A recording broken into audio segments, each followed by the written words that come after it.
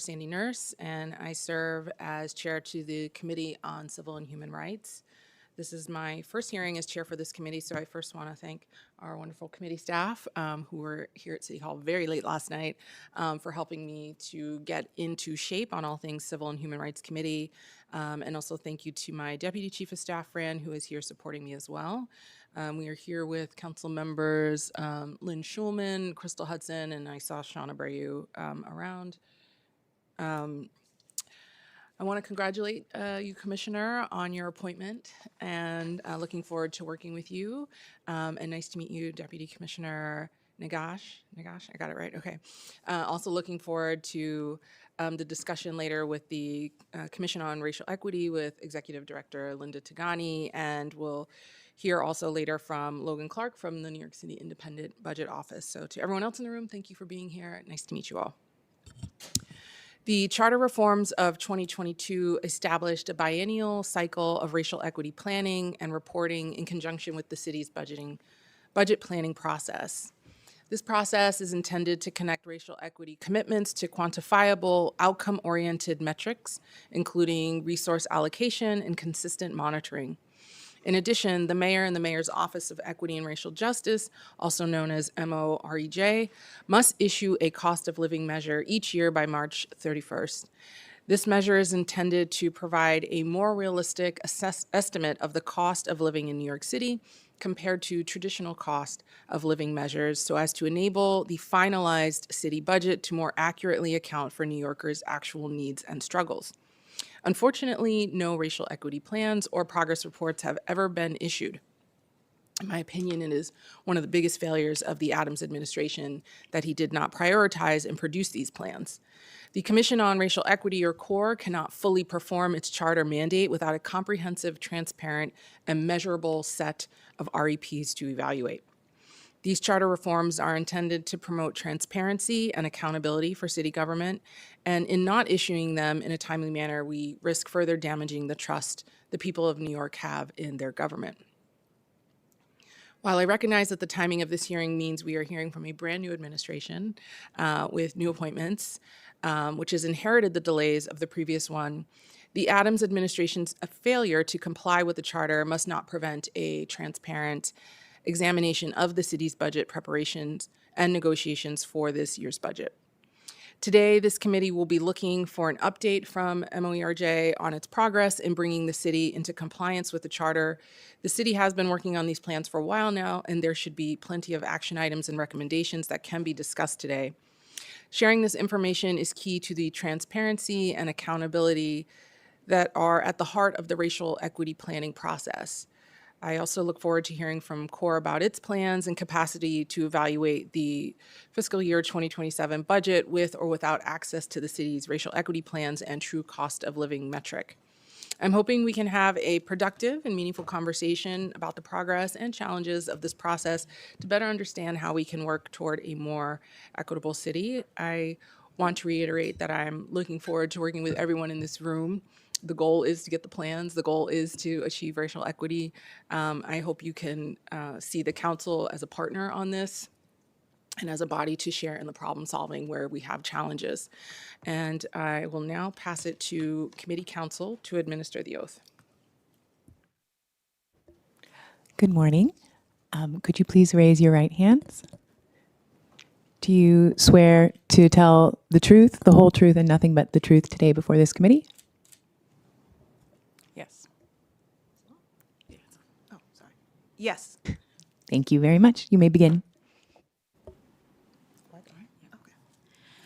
Good morning, Chair Nurse, members of the Committees on Civil and Human Rights, members of the Council and the public. My name is Afia Atamensa. Thank you. And I serve as New York City's Chief Equity Officer and Commissioner of the Mayor's Office of Equity and Racial Justice. I am pleased to be joined by Debash Nagash, Deputy Commissioner, and other members of the MOERJ team. Thank you for providing me the opportunity to speak before this committee today, to properly introduce myself, and to provide insight and information about the work of the Office of Equity and Racial Justice. Prior to serving in this role, I had the privilege of working with and on behalf of low-income New Yorkers as an attorney with the Legal Aid Society and with other legal services providers. Thereafter, I worked for Community Voices Heard, leading its efforts to build the power of communities of color across New York, before going on to serve as the Chief of Programs for Community Change, a national power-building institution that provides campaign, advocacy, electoral, and policy support to grassroots organizations across the country. Most importantly, I am a New Yorker who believes deeply in the transformative power of individuals who come together for their communities, and I am committed to building a just and equitable New York. I think it is important to provide some background on the Office of Equity and Racial Justice, which was established as the city's centralized office that takes on an intersectional approach to advance equity across our city. Our mandate is rooted in a simple but powerful belief that every New Yorker deserves the opportunity to live, work, and thrive with dignity. To realize that vision, MOERJ brings together several key initiatives and offices that work across government to tackle inequities experienced by communities in our city using various strategies from policy and research to advocacy and programs, including the Commission on Gender Equity, which works to ensure our city leads in the development and implementation of best practices in gender equitable policies and programs, with a focus on economic mobility, health, and safety. The NYC Unity Project, which works to address inequities amongst LGBTQ New Yorkers, particularly youth, people of color, and TGNCNB people, as well as the New York Men's Initiative and NYC Her Future, sibling offices focused on addressing inequities among young men of color and young women of color respectively, in education, employment, health, and justice. Our existence as an office is one that was guided by the will of the people of the city. New Yorkers overwhelmingly voted to embed racial equity and justice in our city's charter, which included documenting a vision and outlining a statement of values to guide how we carry out the work of government and serve the people, establishing the infrastructure to advance equity, including the creation of our office and the Commission on Racial Equity, as well as development of New York City's first citywide racial equity plan, and ensuring we not only measure what it costs to meet basic needs, but to live with dignity in our city. The previously mentioned foundational values in the preamble of the city charter have served as the office's compass and urges all in government to justly value all talents and contributions, ensure the conditions for thriving for every person, and embrace vigilance, remedy, and reconstruction. As the office charged with implementing these mandates, our team has continued to translate our values into action and uplift these mandates with an eye towards transforming government. As I shared, an important part of the office's work is developing and implementing the citywide racial equity plan, including individual agency racial equity plans every 2 years and progress reports during off years. According to our charter, the city's plan should include short and long-term goals, outcome measures, and strategies to reduce racial disparities. The Commission on Racial Equity works to ensure community voice is integrated into the planning process, sharing community equity priorities and outcome indicators to inform the plan as it is crafted. The MOERJ team designed a planning process aimed at moving government towards equity and justice together. This was not designed as a compliance exercise, rather a unique opportunity for our city to work together toward longer-term transformation. Over 40 agencies and 200+ staff were engaged in the process, and they were asked to review their priorities relative to the foundational values of the charter, assess disparity data and community equity priorities, and create short, midterm, and long-term goals and strategies that are responsive.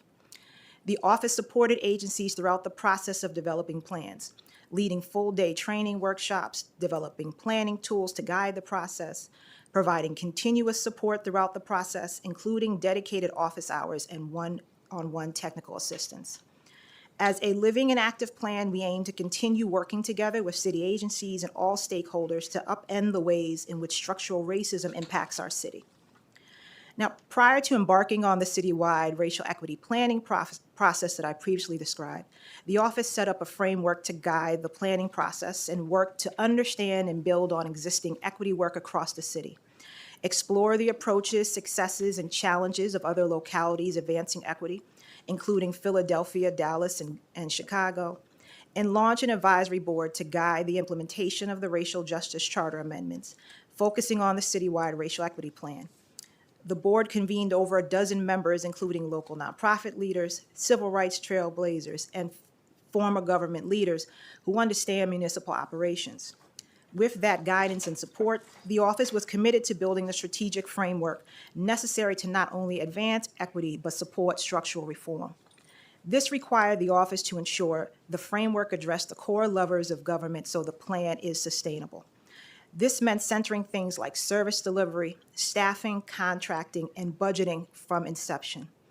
This required integrating these core levers into the process, and with regards to budgeting, working with agencies to consider if and how they allocate funds in their budget to remedy disinvestment and past harm as they contemplated how to approach their agency's plan and begin to develop it.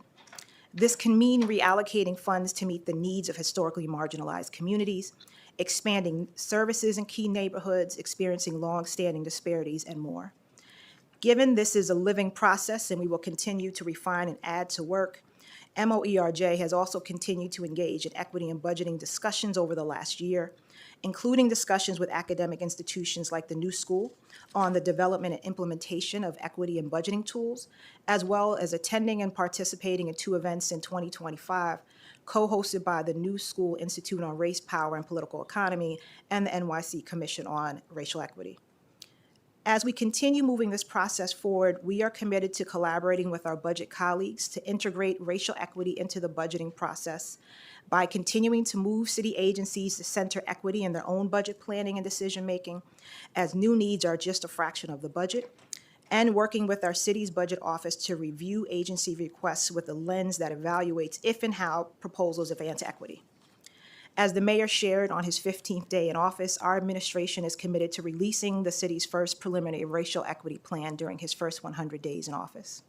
We look forward to releasing the preliminary plan, finalizing it with the input of the public, as well as collaborating with our agency partners on implementation, the measuring of progress, and continuous improvements to eliminate racial disparities. As a city leader, 3 weeks into my role, I am learning a lot about this office and its current work. I also recognize this is a living plan, and the first release is preliminary. So there will be more opportunity to make updates, including between the publication of the prelim plan and the final plan, which consists of a period for community feedback. Chair Nurse, I want to thank you for providing this space for this discussion, and I welcome any questions you or council members may have.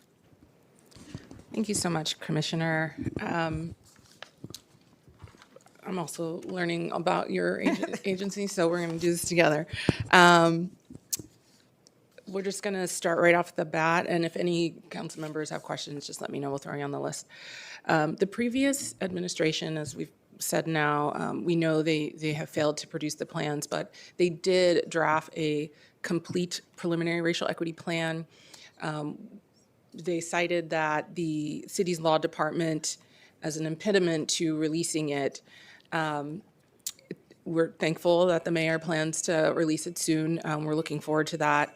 We understand the prior delays and setbacks are tied to the previous administration. Can you, give us more insight into what obstacles remain to its immediate release so that the public can begin to provide feedback? Thank you for the question. I would frame it this way. There are new leaders coming into the administration every day, and part and parcel of what we are doing in meeting the mayor's mandate of ensuring this comes out within his first 100 days is providing briefings and educating these new leaders, as the staff and their agencies had already been part and parcel of our plan to create the plans for the individual agencies. So we are taking this time to brief leaders so that they are ready to move forward with their team in implementation. We fully expect that we will have this plan out within the 100-day period. And so you, just to dive in a little bit more, you've all looked at it, the document. What can you say about it? I mean, is it terrible? Is it something that is in shape? I mean, could you just give us a little more insight into what you, and if the law department is the issue, can we hear a little bit more about what their concerns would be? Again, I thank you for the question. Let me frame it this way as well. I think framing is important. this is a continuation. It's living and breathing. So I have seen aspects of the plan as each agency is in finalization and as we brief leaders. There are larger pieces of the federal landscape that have raised issues on equity. We are lucky that in the city of New York, our charter is clear and that we have a mandate that we intend to abide by, and a mayor who has made clear that is his intention. So we are moving forward with all deliberate speed, and I would frame that this plan is the first. It is preliminary. It is a work in progress, and it is our intention to have a start and to be a part of making this better. So it is an initial plan, and we're going to continue to make progress. I want to just provide some space for my deputy to add further.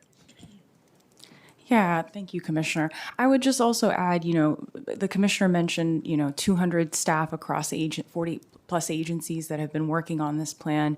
These are folks who have spent a lot of time doing equity work within their agency. These are folks who have worked across multiple administrations. They're the people on the ground doing the real work, and those are the people that have really shaped this plan and continue to shape it with new leadership and staff coming on board. Okay.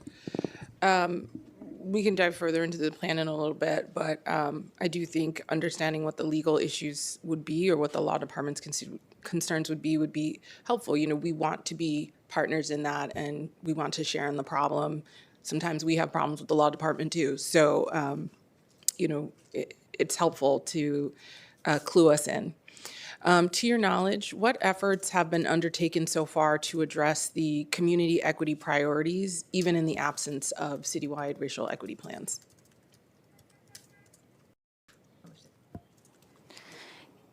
Thank you for that question.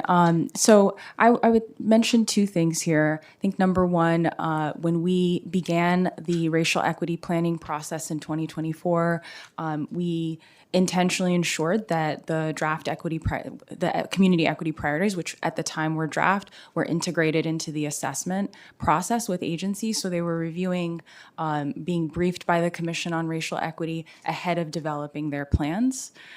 So we've really ensured that that's been integrated from the start. We're continuing to also look at the final priorities which were published to really see, particularly under this administration, how we can integrate that into some of our other work, whether it be the racial equity plan itself or program investments. Okay. Can you just talk a little bit more about what integrating means? It's very broad. In terms of how that's filtering down into agency, what the agencies put forward when they're putting forward their pieces of the preliminary budget. Yeah, so let me speak to the planning process first, just because, Yeah. The Commissioner mentioned budgeting and equity and some of these other core levers of government were integrated into the process rather than treated as separate pieces.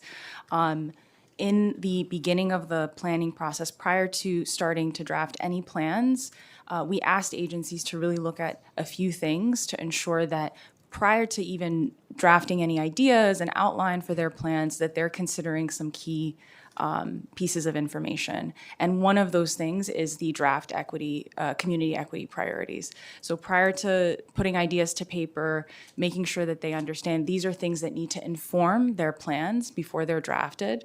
And community equity priorities were one of those things, along with several other items we included during the assessment phase. And do you think over the last year, for example, in the last cycle, do you feel like those were integrated into what people put forward into their preliminary budgets? I think they were I think they were integrated into preliminary racial equity plans. We also made an effort to ensure that agencies were sharing with us where community equity priorities aligned with the goals within their plan to really ensure that we were doing our part to hold our agencies and ourselves accountable. Okay. Despite, you kind of answered this, to your knowledge, what kind of staffing or infrastructure do city agencies currently have for engaging in the racial equity planning process?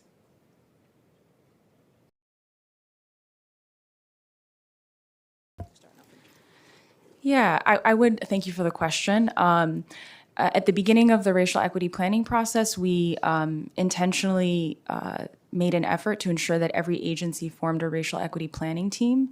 We provided some criteria as well as they crafted and pulled those teams together, ensuring that they are diverse, ensuring that they cut across different divisions of the agency so that equity work isn't sitting with one particular team or person. And then we've continued to, and we will continue to do so under our current administration, to refresh those teams, bring new people in. And so those are the folks who have led the process within their agencies to craft their plans. That being said, every agency is also, within that team, working with their larger agency to ensure that the plan is informed by folks across the board. And how many people usually and I'm asking this because I'm learning as we're going. So how many people are typically a part of a racial equity planning team within an agency? It varies by agency. It really depends on how large or small the agency is. So it could be a team of, 5 or 6 people. It could be a team of 10 or 12. It just varies based on agency size.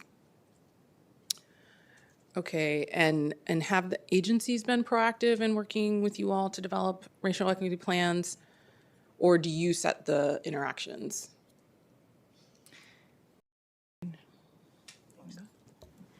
So I can say it's a mix of both, right? So some are enthusiastic, where they are looking to partner immediately, and some are looking for more guidance, but it is a mutual relationship. You want to speak to earlier? Yeah, absolutely. The commissioner's correct. And, we have a lot of agencies many of our agencies are also just taking a lead role in drafting their plans with our guidance, with our framework. Okay, and then given the delay on the racial equity plan, how is your office ensuring that agencies will be sufficiently funded to implement the plans when finalized?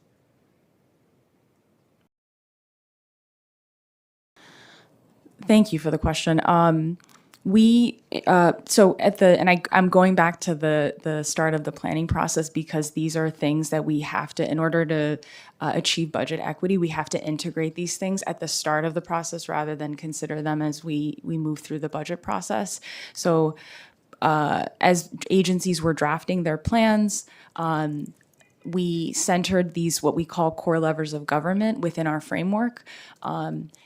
Equity in budgeting is one of those things. So as agencies were drafting their plans, we really asked them to think about how they should potentially reallocate funds to particular neighborhoods, communities experiencing disparities. So that's really integrated into their goals, and they have to consider how they're using funds within their own agency, and do that at the start of the process rather than as we're moving through the budget season. Through it, Yeah, right? Yeah, correct. Which is kind of makes me wonder, like, how we're going to account for that. I mean, do you have agencies put forward, and we're all still diving into the prelim budget. It's unrealistic for any of us to know everything here about it, but have agencies put forth money to be able to implement this plan once it's finalized? Or is that something that you anticipate in the exec? So I'll start, and then I'll allow my colleague to add as well. So thank you for the question. Again, I'd say it's a mix. Each agency is doing both, short, medium, and long-term goals, and as the Deputy Commissioner mentioned, this was from the beginning of that process. And so most agencies have, as part and parcel of their agency budget, those needs as already part of what they've requested. Yeah, absolutely. Yeah, absolutely. As the commissioner's absolutely right. Because we have asked agencies to consider this from the start, they have to think about how they're allocating funds within their own budget, right? Because given new needs is just a very small portion of the city's budget. And so they're already considered within their agency's budget. And if there are new needs that or if they require new needs, right, they would put that forward. But again, we have to look at how agencies are using the funds that they have and how they're allocated. So that's done well in advance. I just want to acknowledge we have Councilmember Feliz online, and welcome Councilmember Hanif. So what I'm hearing is most agencies have put forward asked for an allocation to be able to implement or integrate these plans when they're finalized. Maybe some need some encouragement. Is that what I'm hearing correctly? Thank you for the question. No, that is correct. And so as these plans, we go through the process and we get community input and they become finalized, there might be new needs. And are you able to speak to which agencies might need a nudge or? Thank you for the question.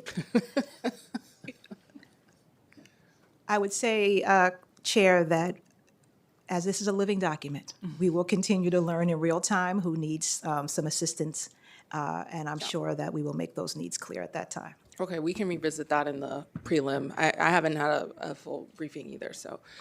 What steps will you all take to ensure that community feedback during the review process will be incorporated into the final equity plan this year?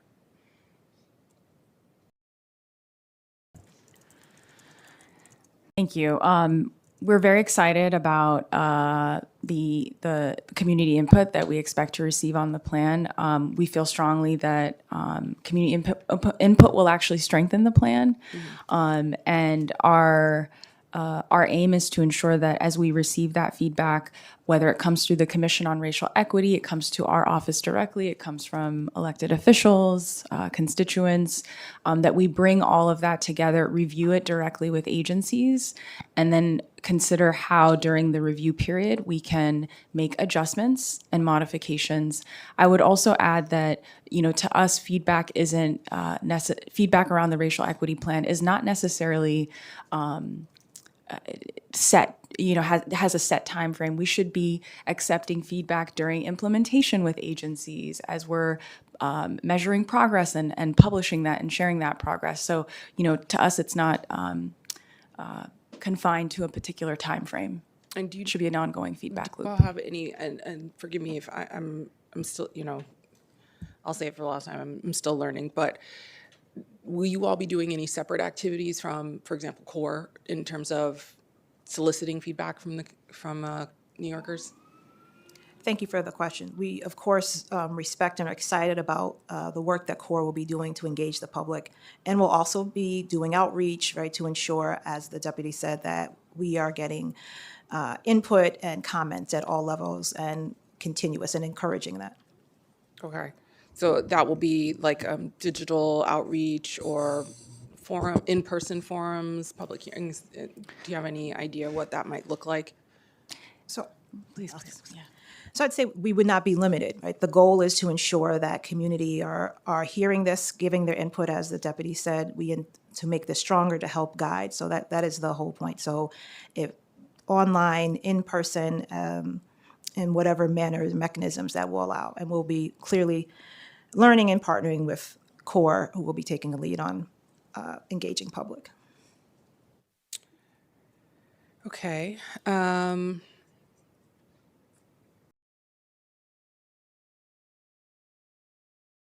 If possible, could you provide us with any updates on the development of the true cost of living measure? Thank you for the question. So the charter has us required that the true cost of living comes out by the end of March, and we will be meeting that goal to have that out and published. Okay. Are you going to be building upon a plan drafted by the previous administration, or would you say you are starting from scratch? There's a true cost of living measure that was already in development, and so we are working and building on that, and are excited to, as the commissioner said, release it, and also use it to inform, policy, and the work that we do. Okay, and then for the racial equity plan development, how many MOERJ staff also worked on that under the previous administration who are carrying over to now?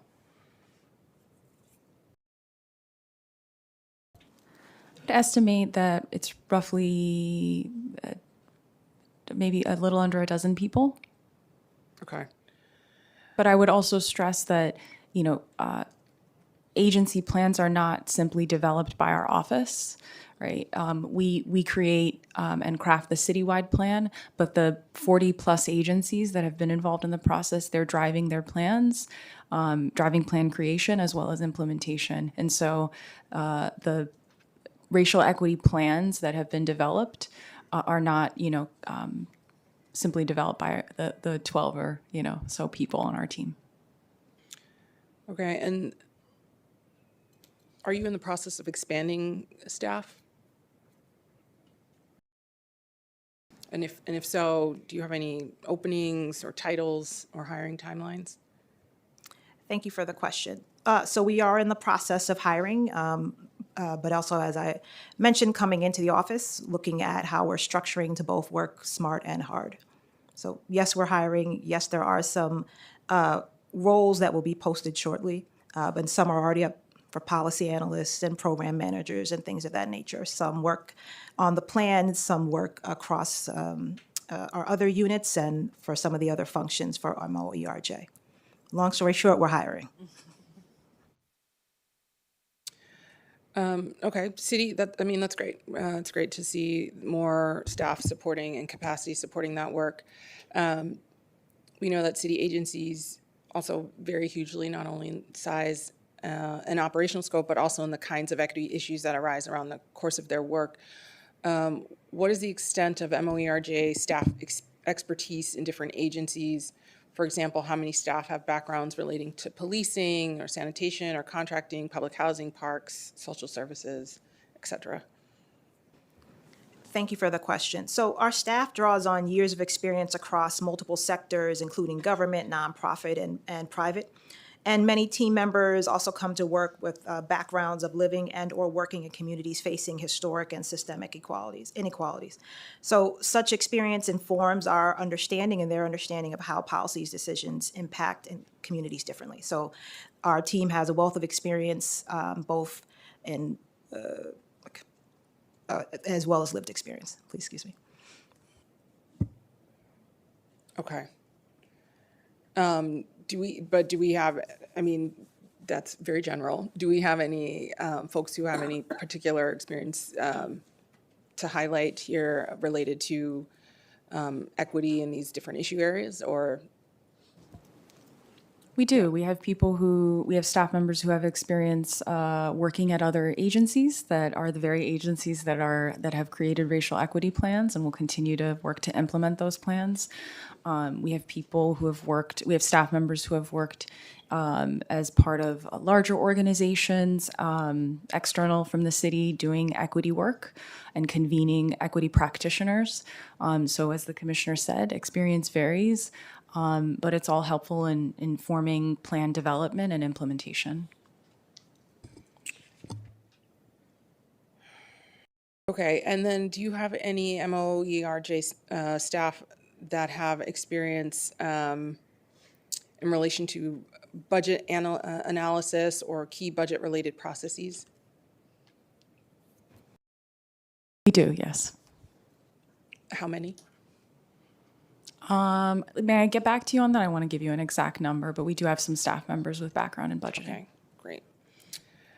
Given the implications for racial equity planning for budget decisions, does MOERJ have any staff? Sorry, we just asked that. What is MOERJ's assessment of the extent to which budget planning and execution currently undergo equity analysis, if at all?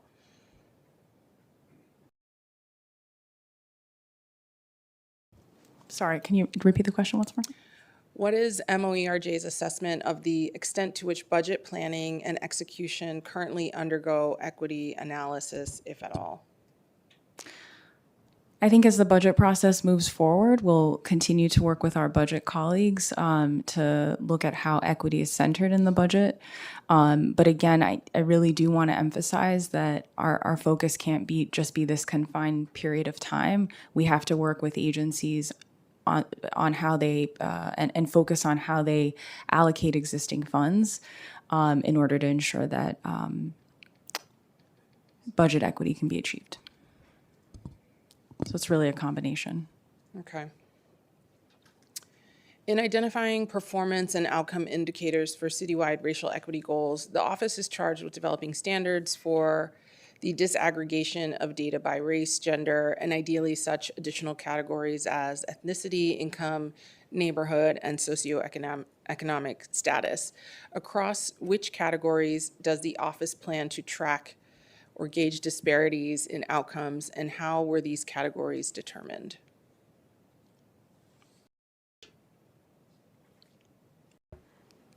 Councilmember, I'm not fully clear on could you just ask the last part of the question, please? Yeah, across which categories does the office plan to track or gauge disparities in outcomes, and how were these categories determined?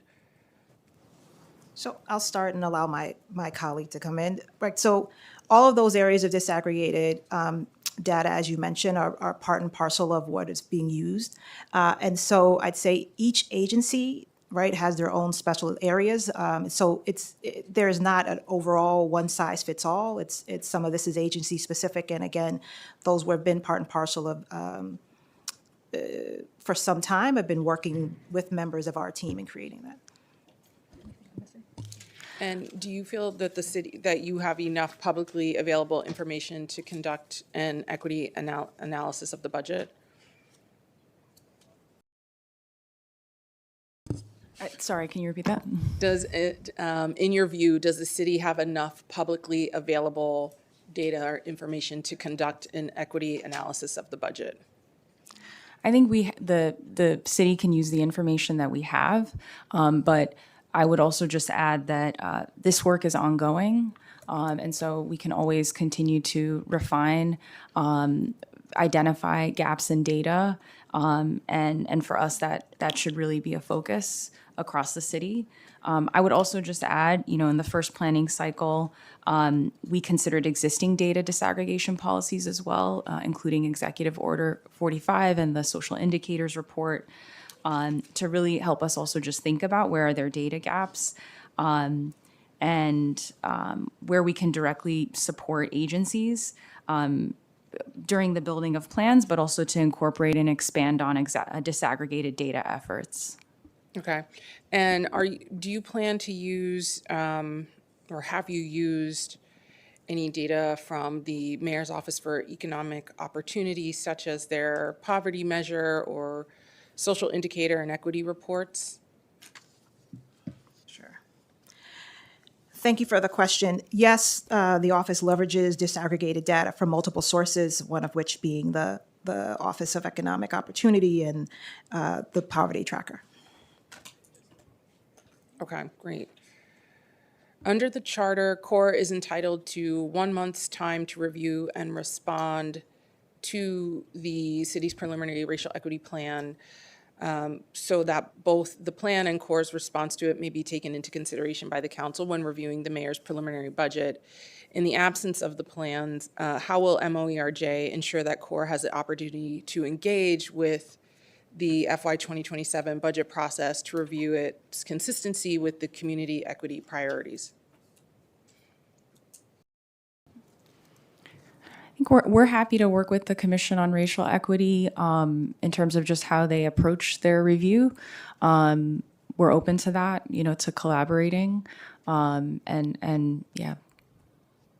Okay, can you speak to a little bit more about how that would happen?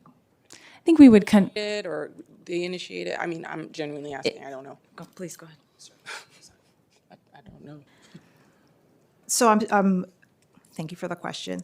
I've already had the pleasure of speaking with Executive Director Tagani. I am sure that they will continue to be vocal in the need and the right to be able to partner in this. And so I want to note that outreach has already been extended and will be reciprocated and hopefully ongoing. Okay. And lastly, for what I have, and please, colleagues, raise your hands if you have any questions. Among the office's duties is the stewardship of the Task Force on Racial Equity, which identified 33 neighborhoods for cross-agency interventions based on health and socioeconomic factors back in 2020. How has this task force evolved in its programming and its priority neighborhoods in view of changing equity trends and needs? When will the office issue a revised neighborhood list? Yeah, so thank you. The office has, in the last couple years, really focused its efforts in the Bronx and has invested programmatic funds in the Bronx in particular, just because of the stark disparities in the borough. Under the Mamdani administration, we look forward to really expanding the work of the task force and revisiting the communities that are included on the task force list. Can you speak a little bit more to what the investment was in the Bronx? Yep. So we have worked with with NYCHA in particular, making investments in food business pathways. So really working to help support entrepreneurs, and then actually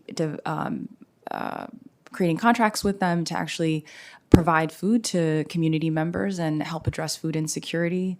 We're also working with them on some workforce development programs, as well as some financial education and literacy. Okay, and what about some of the other neighborhoods? Is there outside of the Bronx? At the moment, the Bronx has been the focus, but there is a desire to expand that in the coming year. Okay, if you have anything that you could share with the committee on the work of that task force, we'd love to get that as a follow-up, just to understand, what the work has been and what the plans are moving forward, how often it's met. I'm not sure if there's any reporting that's associated with it, but would love to just understand a little bit more. And how many neighborhoods of those 33 were identified in the Bronx?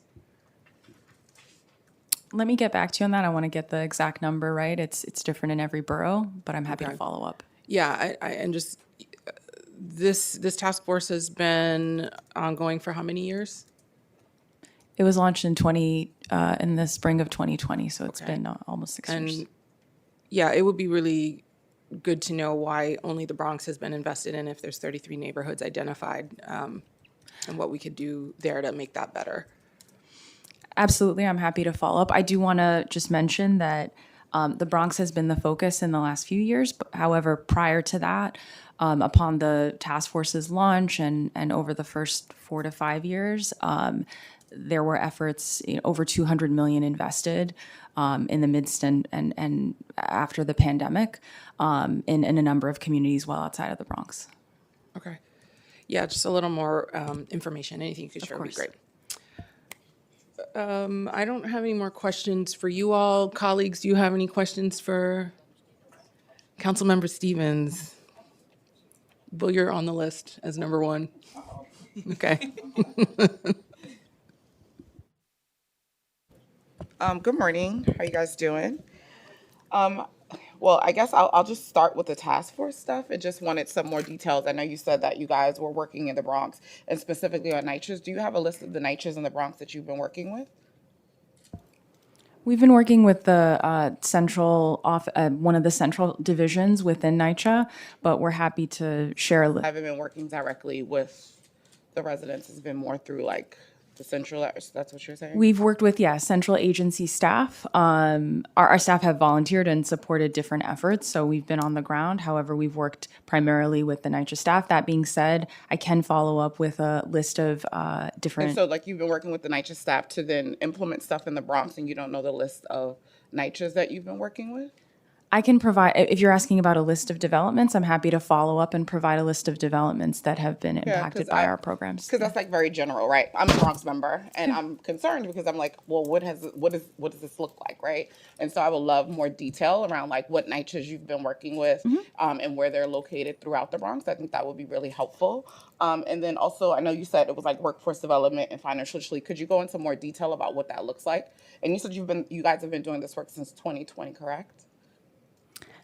Yes, the task force the work of the task force has evolved over many years, and it was between two different administrations. So again, there's work that was done really like across all 33 neighborhoods rather than just the Bronx. Well, I know you stated, I was just, because you just stated that a lot of the work has been done in the Bronx. And so I'm a Bronx member, so I'm happy. I'm happy to hear work is being done in the Bronx. But I would just love more detail around like what has that workforce development look like and the financial literacy. Could you give more details about like what that was? Yeah, absolutely. Family self-sufficiency is one of the programs we've invested in. The focus is really, as income is increasing, helping residents really save that money rather than And so that work that you're doing, again, that's also done through NYCHA, and then they're doing it. it's in yeah, it's So in what does it look like? And I'm sorry, I just feel like it's too general. I want to be in the weeds with this. So what does it look like with the collaboration between NYCHA and you? Could you just give like so you're doing trainings with them? Are you guys just having conversations? And then how do you know that information is being turnkey to residents and to the people who live there? Yeah, so we meet with the staff at NYCHA who are doing the on-the-ground implementation biweekly. Like I said, our staff has also been on the ground and supported particular events and investments that have been made through these programs. There have also been partnerships with external vendors to help support that work. So it varies by program, but I'm more than happy to, if you want to get into the weeds, which I'm very excited to hear, I would be more than I'm happy new to to. this committee, and you probably don't know me. I'm always in the weeds, so yes, I love it. I'm always going to be asking questions and going to dig and like let me know how's this working, and then how are you evaluating this work and the information with the staff? And I know you said you guys have been there, but what does the evaluation process look like? Yeah, so we require annual reporting with our partners at NYCHA, and then we also take a look at, what else maybe we should be collecting. So what is some of the feedback that you've got from the annual reporting? So a lot of it has been around what's been produced, deliverables, number of community members who have been served, looking at how the funding is being used, how we can improve that if we continue the program. Are you able to share that information with council? Because I would love to see what these deliverables are, and who we're serving and all the information. Absolutely. So I was just going to say, if you want to get into the weeds with me, which I'm very excited about, I'd be more than happy to follow up maybe with some one-pagers that provide not only descriptions of each of the programs that go into detail, but information on what the impact has been, and hopefully where we want to go.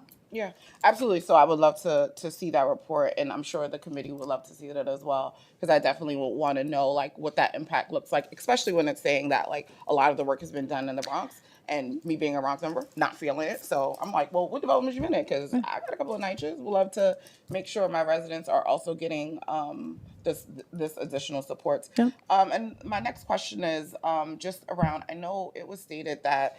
Especially because the racial equity report hasn't been released yet. My question is just like, so what has the collaboration thus far, because of the preliminary budget has been released, what does the collaboration, as we are waiting for it to come out, has been done with CORE to really be able to guide this information? Because I know it hasn't been released, but we do know that there has been work that was done on it from the last administration. Have you guys been working like closely in order to make sure that these things are happening? What does the collaboration thus far look like?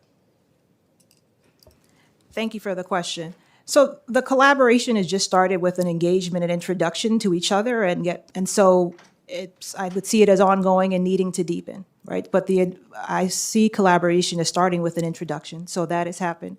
The focus has been on trying to get the plan together, and there'll be ongoing engagements, both in presentations to the core commissioners and ongoing engagement as is needed. Yeah, I know you just got appointed, and so you're still like trying to figure things out. And so just thinking about the cadence moving forward, is that something you guys are willing to do, like meet weekly, monthly, annually? Like, what does that look like, especially because it hasn't been released, the preliminary budget is happening. And so what is the cadence that you're looking to have between the agency to ensure that equity is put in this budget moving forward? Thank you for the question. So the initial inquiry and as part of the introduction was a request to continue in the rhythm that had happened with the previous commissioner of biweekly, and so that's been agreed to.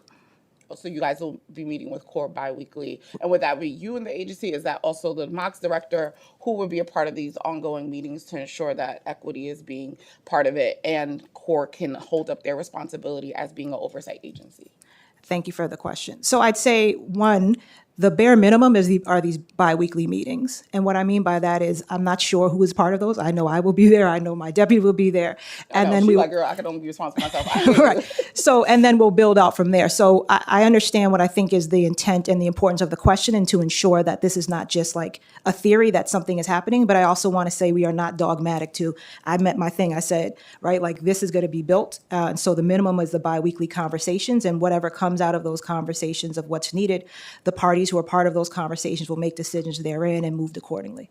Yeah, no, I hear you. And I just want to it's our job to push, to ask the questions, to make sure that they're on record. And I want to state that we know that you're going to be there because that's what you're responsible for. But I don't think that you should be the only one carrying this water. And so I'm pushing that not only you are there, but key players who are in this budget process are also there, who are also negotiating with us as well. So I think that that's going to be just as important to make sure that equity is being seen throughout this budget, especially people who are at the negotiation table. That's all the questions. Yeah, I think I really appreciate you digging in, Councilmember Stevens. I guess to just ask bluntly, do you feel racial equity will be addressed in this current budget cycle that we're going through, given that we are going to get the plans post preliminary budget conversations, and these agencies have their racial equity teams, but what will operationally be done to ensure what comes out of a plan that won't be finalized, it'll just be like a draft, gets put into this executive budget that will be adopted July 1st or June 30th? Thank you for the question and for lifting up the importance of ensuring that this budget is not just in word, but also has information that meets with the mandates about equity.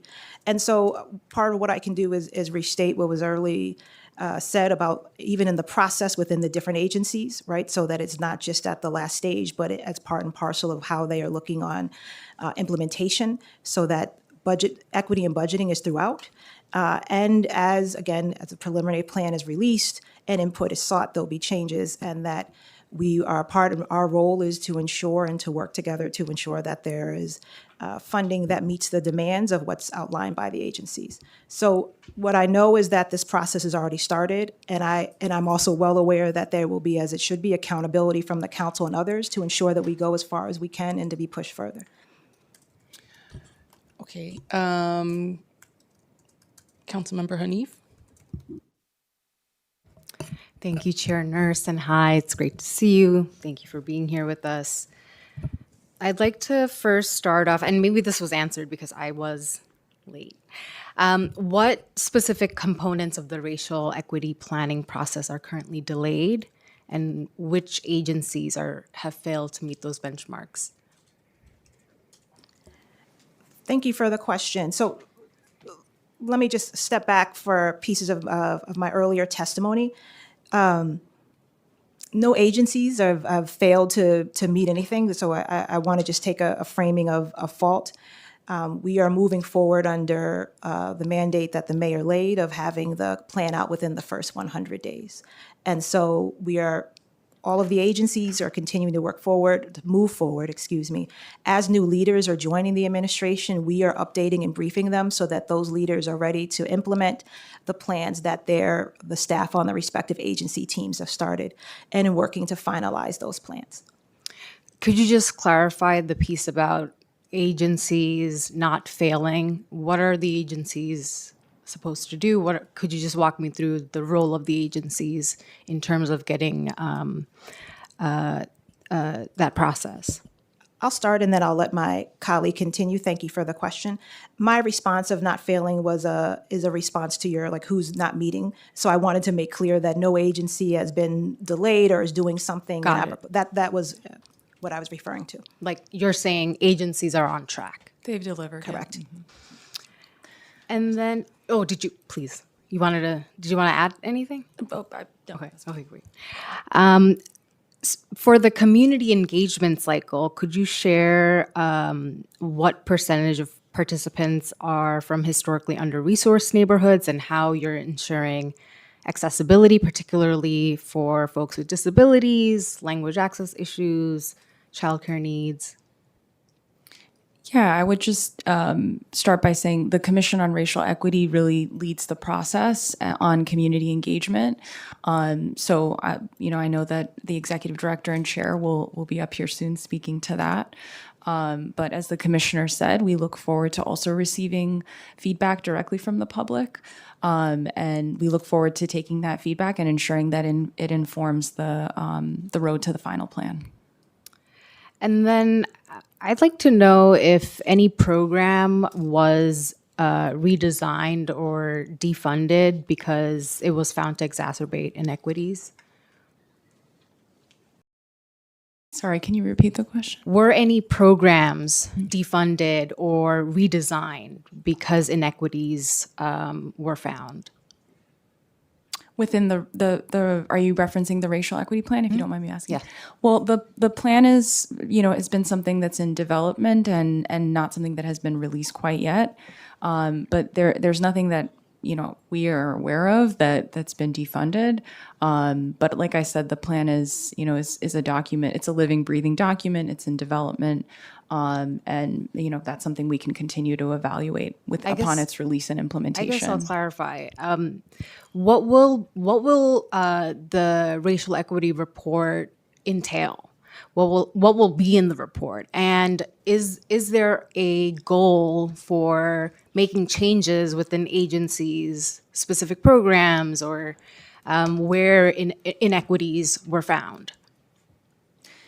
Yeah, I'll start and I'll invite my commissioner to jump in. So each plan includes goals, outcomes, strategies, and indicators. And every agency plan, there's 40 plus agencies who have developed plans with about 200 plus staff.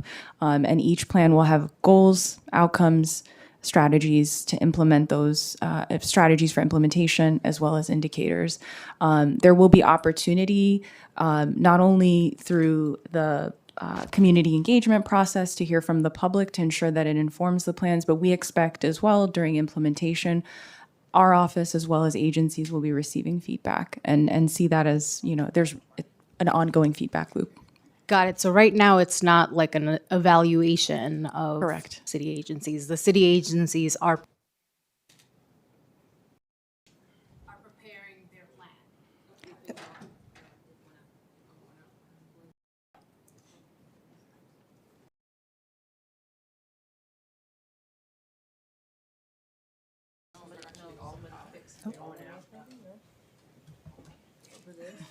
I broke it. Technical difficulties. That's what we got on here. Sorry. Oh wait, it's working. There you go. This is working, right? It's just not, the light's not on. Justin. Oh, it's working. Okay, the lights are on. Okay. All right, go ahead. It answered, correct, yes, That the agencies are preparing their plans. correct, preparing and finalizing. And then what comes next?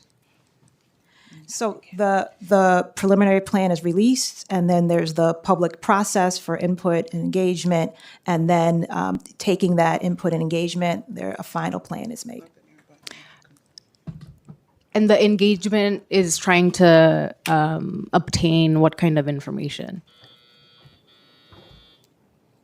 Was that my time? What does that mean? Yeah, I'm happy to jump. I'm happy to jump in. That includes feedback from the public on the preliminary version of the plan. So as I mentioned, every plan includes goals, outcomes, strategies, and indicators. We expect to hear from the public about what's included in the plan. Each plan. Could you just What's give me one prioritized? example so I can visualize, like what agency, like what's the agency is making the report, it's going into the community. Could you just walk me through, like, specifically which agency, and then how the public is responding, and then what comes after that? Sure. So to start from the beginning, we work with agencies to draft racial equity plans. hypothetically- So there's one, yeah, so if we have 40 plus agencies, each of them have their own individual plan, which is rolled up into a citywide racial equity plan. We work with them on the development, finalizing that plan. We are the ones who release the citywide plan to the public.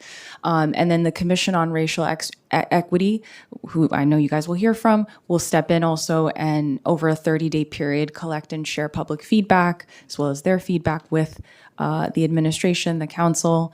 And then we expect within a roughly 70-day period to review that feedback that we receive from the public, use it to inform any modifications or updates to the plan. It may be as a whole, right? Depends on the feedback, or it may be a feedback on a particular agency's plan.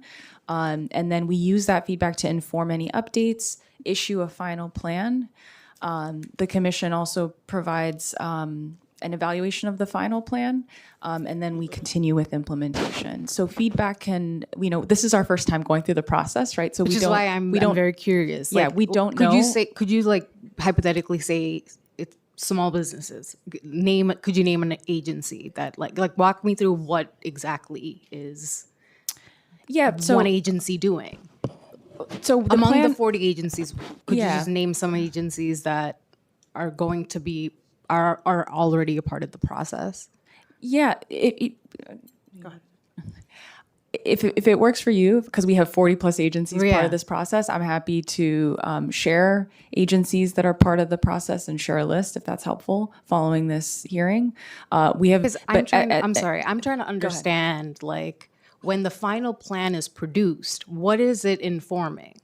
And is it to inform the budget dynamics and programs within each of these agencies? Or so that's what I'm really trying to understand. I don't know if Councilmember Nurse.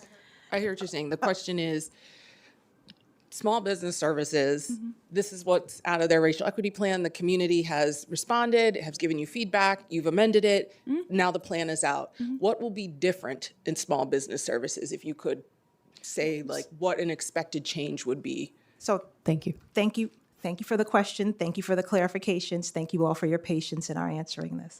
So I think part of our struggle is, again, each agency is different, but let's take this hypothetical, right? Ideally, if a person wants to raise pieces and give feedback as part of like how SBS is taking this, that would be incorporated into the final plan.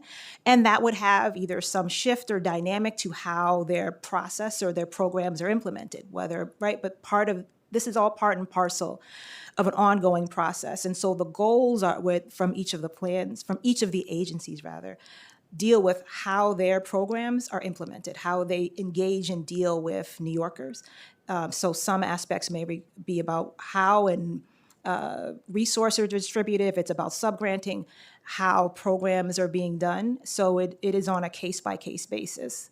But to your point, ideally, their input would shape how resources are set and or how programs are delivered to ensure those constituencies receive it in the way they need. Got it. And then what would the evaluation look like? Is there a evaluation process after that annually or? So the charter has, every 2 years that the plan is released, and then the off years is updates about metrics on how those recommendations that each of the agencies have put, how they're moving forward in those goals. Okay, thank you.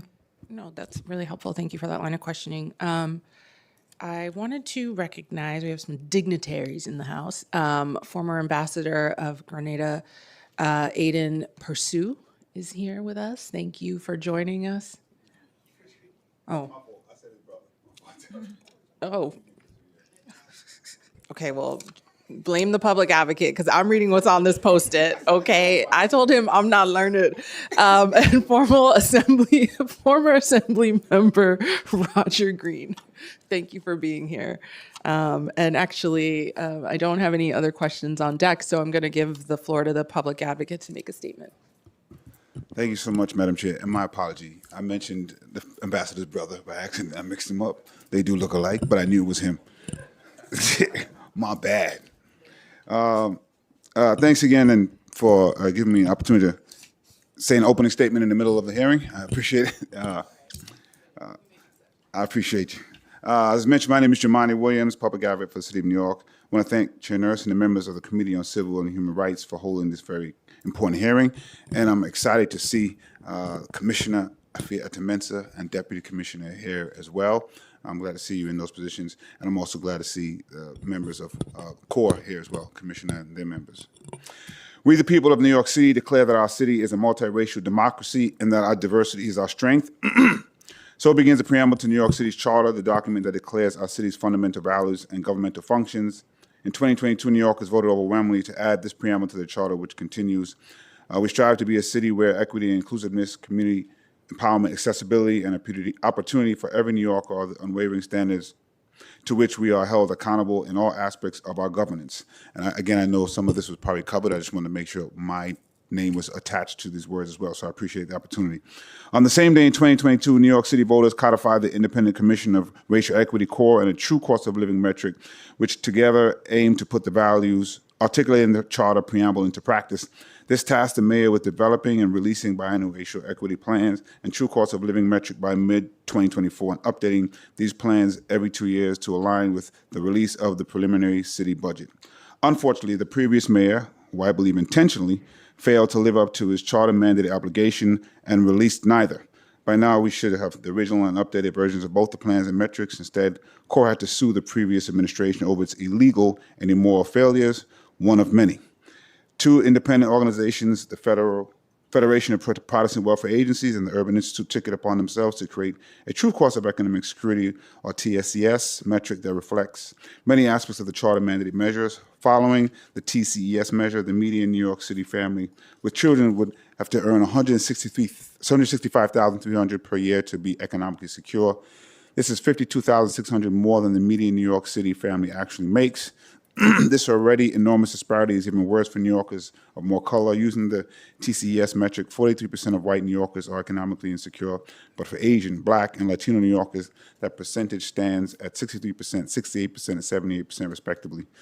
These disparities are geographic too. 50% of New Yorkers in Manhattan versus 80% in the Bronx, and the richest city in the richest country in the world. History of the world is a shame that anyone struggles to meet their basic needs, and that after many decades of progress, New Yorkers of more color face this burden so disproportionately.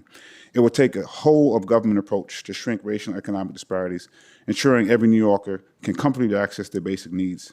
We often say that budgets are moral documents. Releasing the racial equity plans and true cost of living metric will be a next step towards the city budget, reflecting the morals outlined in the city charter. I'm encouraged by our mayor's focus on affordability, and my hope is that the administration will keep its promise to release the racial equity plans within the first 100 days so that future city budgets can operationalize our commitment to ending racial equities. I look forward to the hearing testimony in those topics from the Commission on Racial Equity, from the Mayor's Office of Equity and Racial Justice, and former members of the public. I also want to mention that the problems that we're in were designed with race in mind. So the solutions should have race in mind. And it always shocks me so much that people push back on that notion. And in particular, I want to talk about anti-Blackness, because that is a very particular thing that is in the root of so many of this. And for some reason, when we do that, people get a little frustrated. But it's necessary to talk about anti-Blackness. It's necessary to discuss the problems and solutions around anti-Blackness. And the insidiousness of anti-Blackness is that they don't want you to talk about it, and they act like something's wrong when we talk about the solutions the same way we designed the problem. So with that, thank you. I'm looking forward to hearing more, and I really hope that the mayor does decide to release this sooner than later. And lastly, I do want to say there's been a lot of kerfuffle around some of the talks around the property tax hikes, which I don't support, and is part of, I think, talking about equity. But the real answer to that, and I want to make sure I'm on the record, is that Governor has the opportunity and the ability to raise revenue from the wealthiest New Yorkers, and we should not protect the 33,000 New Yorkers against the millions and millions who will suffer if we don't do that. Even if we cut services, it's going to be the same communities that are going to be impacted. Thank you. Thank you, Public Advocate, and thank you both for this opening hearing. I will just say, as I become more familiar, I appreciate more detailed answers and just less broad. I understand for you, I understand, but for folks who've been here, the people who are on this committee usually want more and they want to understand more. And so, this is a nice opening, but we usually get more granular. But I appreciate you all being here. Looking forward to partnering with both of you and making sure this happens. And thank you. So now we are going to bring up the Executive Director of CORE, Linda Tagani. Thank you. Thank you. I'm going to have someone from my team stay. Okay. Thank you.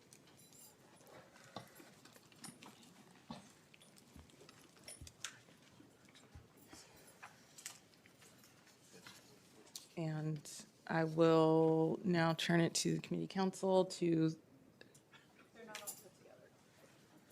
administer the oath. We have A couple more people. Okay.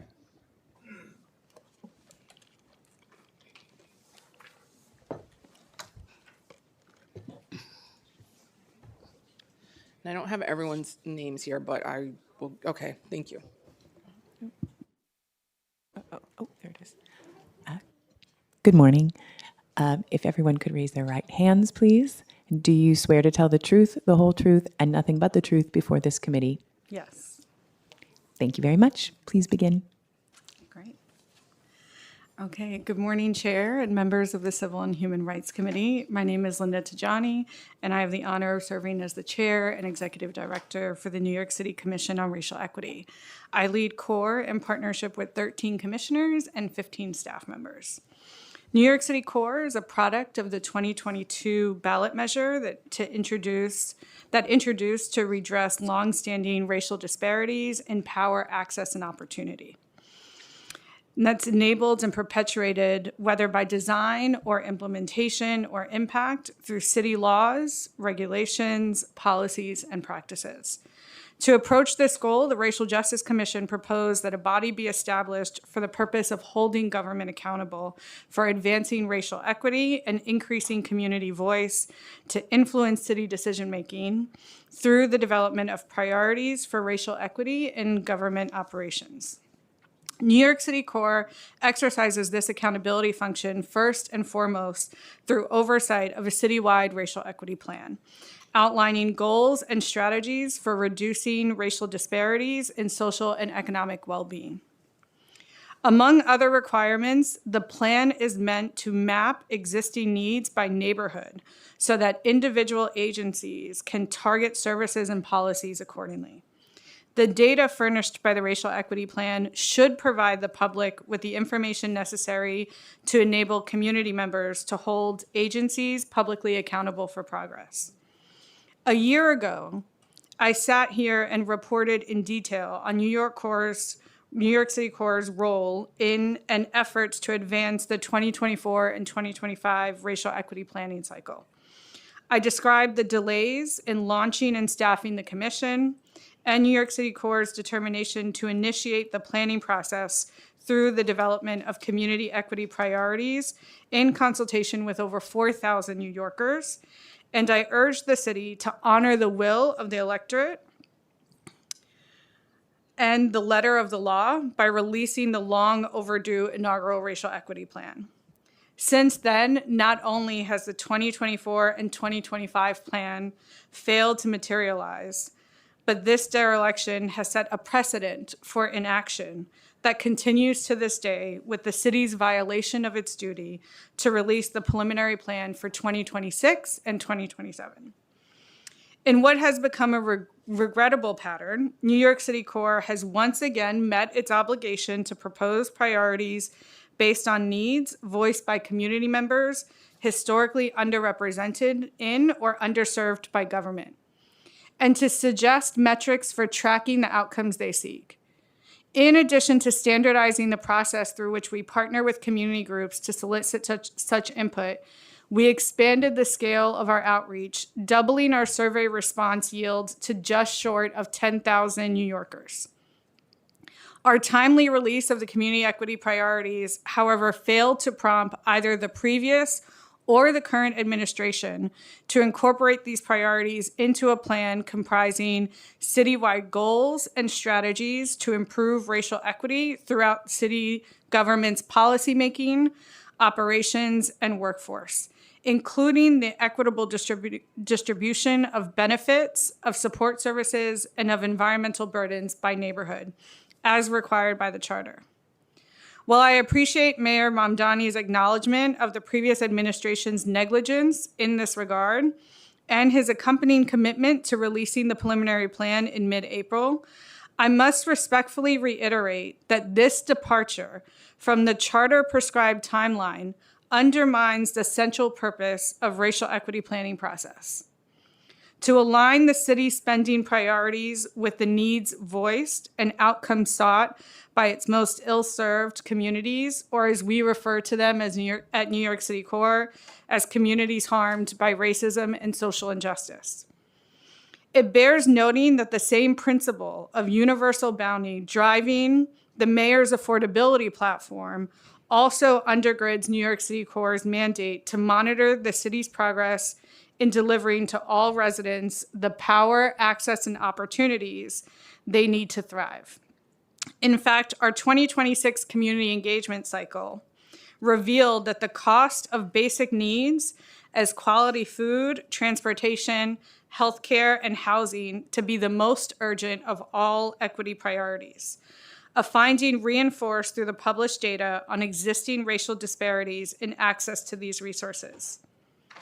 Unfortunately, the city's delinquency in producing the preliminary racial equity plan has been compounded by a similar abdication of its mandate to release a true cost of living measure, reflecting the level of investment necessary to allow New Yorkers to thrive. Collectively, their absence impairs the accuracy with which agencies can assess the cost of bridging longstanding racial gaps in health, wealth, and well-being. It is precisely this need to evaluate and eliminate the distance between the abundance that the mayor regards as the due of every New Yorker and the lived reality of different demographic groups that prompted the creation of a racial equity planning process in which the mayor and individual agencies set forth strategies to improve outcomes for New Yorkers harmed by racism and propose indicators to measure progress. To ensure that this process is accompanied by a meaningful allocation of resources, instead of merely serving as a symbolic exercise, it was designed intentionally to sync with the citywide budget process. Heartened though New York City Core was by the establishment of a new Cabinet Office for Economic Justice, coupling the city's economic growth with its protections for residents harmed by discrimination, the acknowledgement it implies of the inextricability of economic and racial justice is undermined by the absence of a racial equity plan, its counterpart to the preliminary citywide budget. Again, this pairing is essential to fulfilling the vision of Section 3403 of the Charter, to compel the city and its agencies to examine their existing programs and embed racial equity goals not only into their operations, but more significantly into their budget allocation. Apart from being a critical aspect of the city's economic justice agenda, racial equity planning is a matter of law. For over 2 years, New York City Core has battled to fulfill its mandate with which we were entrusted by the voters. And each day, the city obstructs our ability to exercise our oversight, diminishes our credibility with community, and erodes their trust in government. If ours is to be a government of laws and not of political whim, then we can no more disregard the racial equity planning timeline than the budget schedule. Just as each new administration must immediately produce a preliminary budget prior to adjusting it in the months to follow, so too must it abide by the corresponding requirement to release a preliminary racial equity plan at the start of the term and then refine it as needed over the course of the season. While the correlation between these two duties led New York City Core to propose that the new administration receive the same 1-month extension on the later deadline as on the former, February 16th, ultimately brought the submission of the preliminary budget alone. New York City Core applauds Mayor Mamdani's actions to restore the rule of law with respect to the city's sanctuary status and urges the administration to demonstrate similar resolve in upholding the charter's racial equity provisions. We look forward to working with the mayor and Commissioner Atta Manash to realize the charter's vision of a city where the value, talents, and contributions of every New Yorker are recognized and embraced, and where equity and inclusiveness, community empowerment, accessibility, and opportunity for every New Yorker are unwavering standards to which we are held accountable in all aspects of governance, business, and service delivery. Thank you so much for allowing me to testify. I also just want to acknowledge I'm here with my two colleagues, Rachel Nadelson and Tyreek Washington, and one of our commissioners, Torian Easterling, is also joined us today. We will now be able to take questions. Great, thank you. And thank you for being here. We're just going to get right into it. Why don't you just tell us about how the continued delay of the plan and the true cost of living measure has impacted your work and ability to engage in the budget process, and whether you think that any of the outcomes or goals of the original of your mission will even be reflected in this year's executive budget. Thank you for the question. It's unclear right now, like what the goals and strategies are of the agencies, because it's the plan, to our understanding, has been under legal review, an extended legal review now for over a year. This hampers both the city's ability to actually follow the law and ensure that the city's budget aligns with racial equity goals and plans. And it also prevents CORE from ensuring that community voice is a part of government decision-making. So it is required that once the plan is released, and I want to take a step back because I think it's important to note that the racial equity planning process begins with the submission of community equity priorities. It begins with the submission of the people's voice to tell city agencies and the mayor's team what are the priorities. And we have over 10,000 New Yorkers who identified 18 community equity priorities, and CORE has met our statutory deadline for every single planning cycle. So the cycle has started and has halted with the mayor's team. With that said, it means that there, to our understanding, is no equity framework that is guiding OMB's review of new needs requests or requests to use underspend. There is no guidance to city agencies indicating what neighborhoods should get what services or what types of investment. There's no guidance to reallocation. At one point in our city's history, we used the Tree 33 neighborhoods as an organizing model around new needs, and we no longer do that, and that's because the racial equity plan should have replaced that. So that means that we are once again at risk of continued disinvestment in key neighborhoods across the city, key program services, and target areas. And we are also then at risk of preventing the public, as well as the Commission on Racial Equity, from holding the city accountable to what is the law.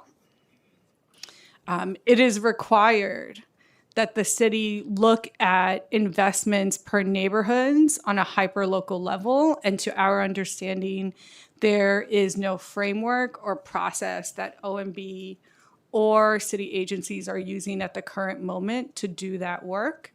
And as we all know, budget season has started. And in fact, new needs requests for the executive budget are due in 2 weeks. Right. And so we have no plan.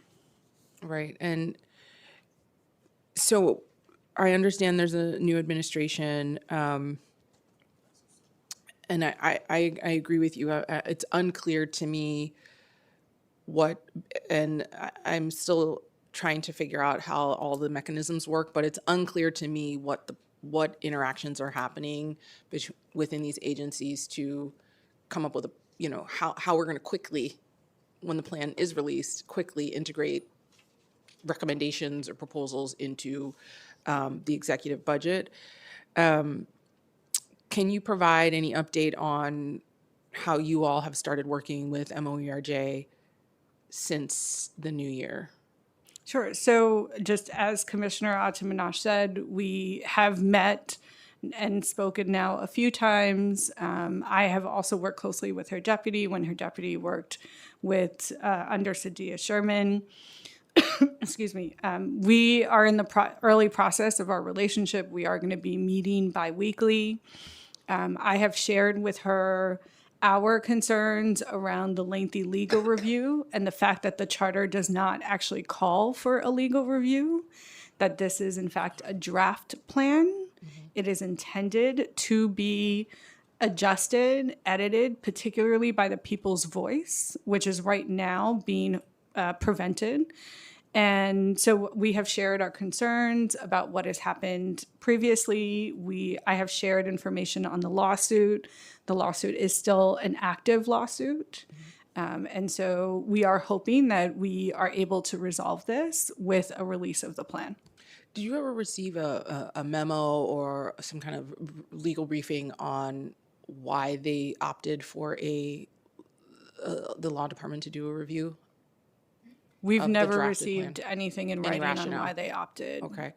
I was curious because when, not to be too off topic, but different legislation that the council has tried to put forward in the last couple of years, there has been caution around racial equity language in the bill because of the Trump administration and the targeting of those programs and potential cuts and those, and so I was just curious if perhaps there was anything said to you all about maybe why, and if it was tied to the federal government at all. Well, we have had conversations, excuse me, under the previous administration where they did raise particular concerns, and this is not conversations with the law department, this is conversations just with the Adams administration, where they particularly did raise concerns around the shift in the United States when Trump came in. We had raised these concerns as well because the original plan was to get the 2024 and 2025 plan done, the full cycle done before Trump was inaugurated. And their delay then moved the planning into post-inauguration, and then then we started to see all of the executive orders. So the concerns were only made verbal, and it was with Adams admin. Got it. I'm just going to ask like two more questions before I open up to my colleagues, and then I'll come back. But I know that you all went through the process of identifying these community equity priorities with community groups. Correct. Now there's a new set of community equity priorities that you're about to identify, right? You're getting ready to start that cycle again, or you've generated We have new? done that. Okay, so now the first ones the questions we asked about, how were those previous ones implemented into city agency work or previous budgets? I left unclear about how that what that was. I think I put even a note, go reread the transcript because I'm unclear what was said. And so what does that mean for these second priorities, and how do you imagine they will be incorporated into work this year within the So city? the first and second, the first cycle and second cycle priorities remain the same because there was no action done for the 2024-2025 plan. So the 18 community equity priorities remain. What we have done in between two cycles is we went from working with 30 organizations to 70 organizations, 4,212 New Yorkers in the first cycle to just short of 10,000 New Yorkers in the second cycle. Those New Yorkers include people as young as 11 years old. Our work was produced in 14 different languages so that people could both read the equity priorities and receive training and be in conversation in the language that is most comfortable for them, and then translated into English for the purposes of our data analysis. So we have, in the second cycle, went out and asked New Yorkers, these are the 18 priorities that you have identified. Which ones are the most urgent for you? And what they told us was that the cost of living is the most urgent, which aligns with the affordability conversation in New York. I do want to be clear that when our New Yorkers are talking to CORE about the cost of living, they are also specifically noting that they don't see or hear themselves in the affordability agenda, particularly Black New Yorkers. Yeah, interesting. Our respondent pool is, believe this second cycle is around 37% Black, 22% Latino, and then we've got a mixture. We do use data disaggregation, and so we allow for people to be very specific about how they want to identify. The other two community equity All right, just priorities. to dial in on that, in terms of they've identified the cost of living is most urgent, and yet your participants don't see them reflected in the affordability agenda. How are you harnessing that information? Like, what are how are they saying that to you in response to what We questions? have open-ended responses in our survey, so people are able to write down any additional thoughts. Okay. And then these are community conversations, so there are 20 to 25 people sitting in a room, all neighbors, who are just having a robust conversation. And so there's extensive note-taking that happens, and we work closely with the organizations to hear what folks are saying. Got it. I do want to note housing was the second most urgent, and then the third most urgent was holding police and ACS accountable for the harms that they commit in our communities. Okay, so this is really great information. Just before I open up, because there are a couple other questions I'll come back to you. Are there any lessons that you're taking away from the second cycle that you want to account into moving forward? There are a few lessons, both in like how we're working with community and what that looks like and how we can improve. I'm going to leave those operational pieces a little separate from the policy piece. What we hear often is, what is CORE's accountability mechanism? Are we actually going to hold the city accountable? And we are, as a racial equity commission, the only racial equity commission in the nation with an accountability mechanism. And our role is specifically to push the mayor, the executive branch, and city agencies to comply with the charter, which is not, the charter is not a buffet. It's not subject to you choose which law you want to follow or which deadline you want to follow.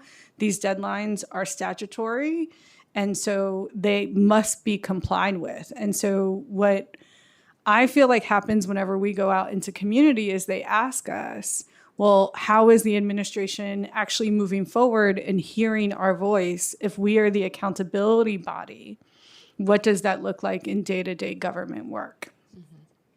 Yeah, I mean, we struggle as well as an oversight body in terms of, at least over the last 4 years, of which laws the previous administration chose to comply with, and which ones they just decided that they didn't have to deal with unless we sue them, which is an extreme drain on resources. So I think we share that challenge as well.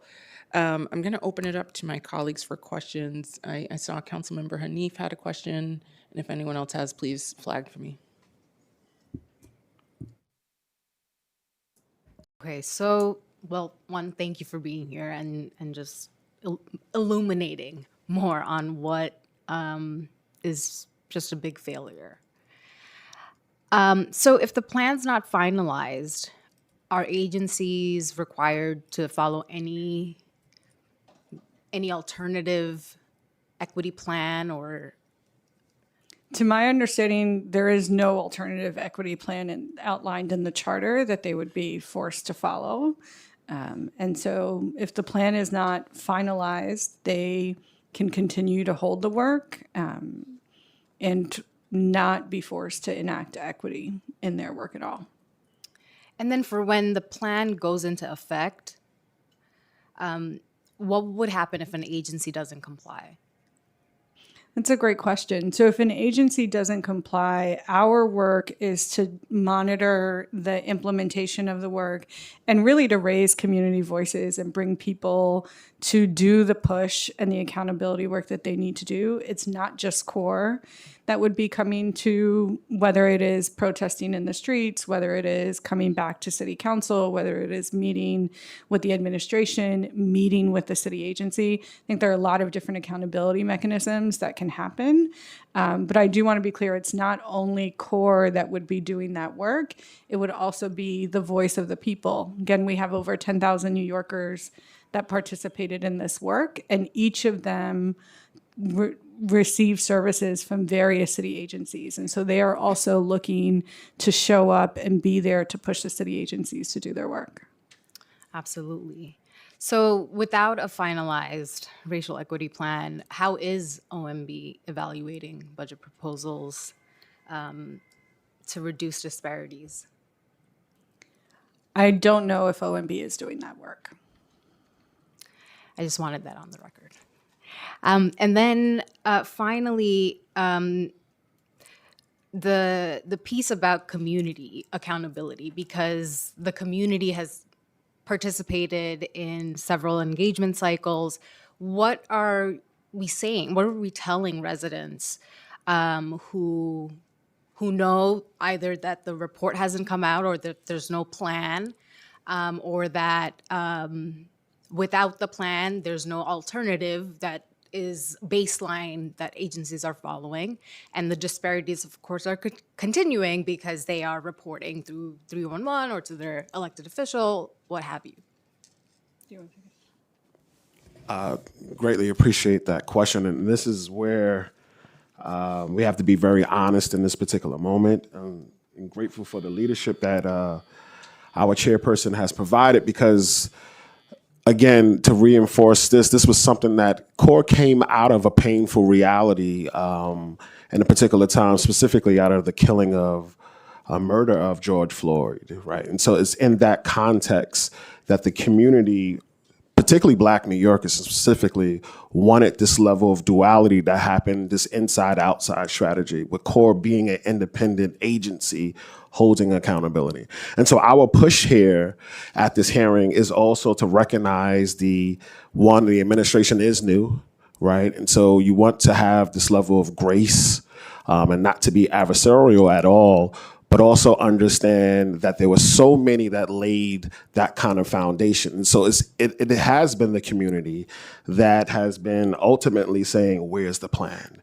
And so where are we going from now, especially with the other mandates that we have around reparations and several other oversights that we have to provide, there has been several levels of community, what we are calling borough-wide outreach campaigns, to kind of increase this level of individual voice participation in government. And so the plan itself, it's deeply important to increasing more civic engagement, right? And so it's deeply linked to that. And so for the outreach perspective, our work continues to go, but the challenge is the partnership that we are looking for on the other side as well, the proximity of conversation. It's not so much just even the plan. I think it was a powerful question before. How is this administration looking to partner with an independent agency totally mandated to the actual people itself? And I think that is a unique thing. One, it's unique from this perspective that there's no other model for this across the nation. So New York City has the ability to set the framework, to lay the blueprint of what does people power look like at this particular moment. And so for us, we will continue to do this borough-wide, whether it's the Bronx, Brooklyn, where I'm from, the greatest borough that ever lived, and various other... I just wanted it on the record. I agree. I agree, absolutely. I second that motion. But whether Third. but whether it's that, but it's also the understanding, how do we encourage people? And so I think Linda has been, Chairperson Tajani has been able to be exceptional to maintain that connectivity to still push for the plan, but larger than the plan, how do we empower people's voices at this particular time? Thank you. Thank you. Next up, we have Councilmember Stevens. Good afternoon. Thank you for being here. And Chairperson, I know you have a long day because we have a hearing after this on some of the very things we're talking about here, which was one of the mandates around ECS. So thank you for being here with me today. I'm going to be here all day. But I guess for me, I wanted to also just jump into a little bit around like the commissioners, and one, just ask, are all the commissioners filled on the commission, and want to make sure if they're not, which roles need to be filled? Excuse me. So we have 13 commissioners. We have one spot that is open, and that is Staten Island representative, which is a speaker appointee seat. That role just became open. Our commissioner, Yesenia Mata, was brought into the administration to lead the Department of Veteran Services. The speaker has 90 days to identify a replacement. And could you talk a little bit about the commissioner's role in CORE and how that really plays into the overall work that you're doing? Because I think sometimes folks are not understanding that, like, you have to, the commissioners are the one like kind of pushing even this racial equity conversation. Yes, thank you. So I'm responsible for 14 commissioners, 15 staff members, 70 organizations, and the 10,000 New Yorkers that came out. My work is to ensure that strategy that is developed by our colleagues at the commission are raised to commissioners. They get briefed on all of our major campaigns and areas of work. They participate by informing the strategy, raising questions, refining plans, and then voting on essential matters. So one example is when we when we finalized the 18 community equity priorities, we held open meetings, which are recorded and uploaded on our YouTube, where the commissioners voted on the final language. They workshopped it with community members after a full cycle, and then they voted on it. And so there are specific matters in which they vote on a particular decision, and all other matters, they inform strategy. And so I wanted to also just point out, like you said, you have 15 staff, right? 15 Yes. staff, and then you have the commissioners. And that's a lot. And I want to just kudos, because it's a lot of work to do with very little staff to be able to do civic engagement for the entirety of New York City. So Thank you. that's a lot, and that's a huge mandate. And I don't think that should kind of just be glossed over. In addition to this racial equity plan, you have other mandates that you're working on that I know at the council we keep passing. So definitely want to be able to support in that work. But just to wrap it up on the commissioners, and so even with around the racial equity plan, can you talk a little bit about what the commissioners have really been pushing for and looked to your leadership to do, even around like the lawsuit that was put in place even with the last administration? So the commissioners did vote on the lawsuit. We had several deliberations. We all, as a set of commissioners, met with the attorneys prior to moving forward with them. They informed every step of the strategy, which was also obstructed by the Adams administration. They attempted to prevent us from using our own money to hire a lawyer, and we thankfully were able to receive pro bono services, but that was after Corporation Counsel refused to sign a certification that just acknowledged we have a difference of opinion on the charter. And because the former Corporation Counsel would not sign that certification, OMB would not release the funds to allow us to use our money, but also the Comptroller's Office would never have registered a contract. So the commissioners were a part of the deliberation. They have moved forward. I do want to be clear that all of the commissioners, including Yesenia Mata, who is the one commissioner that is now leading DVS, she was the bridge between the Racial Justice Commission and CORE because she served on both. The commissioners want to do their work. They say at every single meeting, in between meetings, where is the plan? Their main purpose is to review the plan and provide comments with community members for close to 3 years. They have not been able to do that job. Yeah, I think that's just important to note, right? Like that is the main function and they have been prevented from doing that. And so we want to make sure that we're continuing supporting you and the commissioners to get this done because we do understand the importance and just understanding that this isn't just something that's in the box that we wanted to check after, Black Lives Matter movement. This is something that we want to make sure that is being upheld because it's necessary. I mean, and, they say it all the time when America has a cold, Black people have the flu. Absolutely. And America right now, they got pneumonia. So what does that mean for Black people? Yeah. And so we have to make sure that those things are being uplifted. So thank you for the work that you're doing. Thank you. Thank you, Councilmember Stevens. I just have two final questions. One, has CORE been given any opportunity to consult or give feedback on the development of the cost of living measure? No, we have not. Have you ever in the past? No, we have not. That plan and process has not been shared with us. Okay.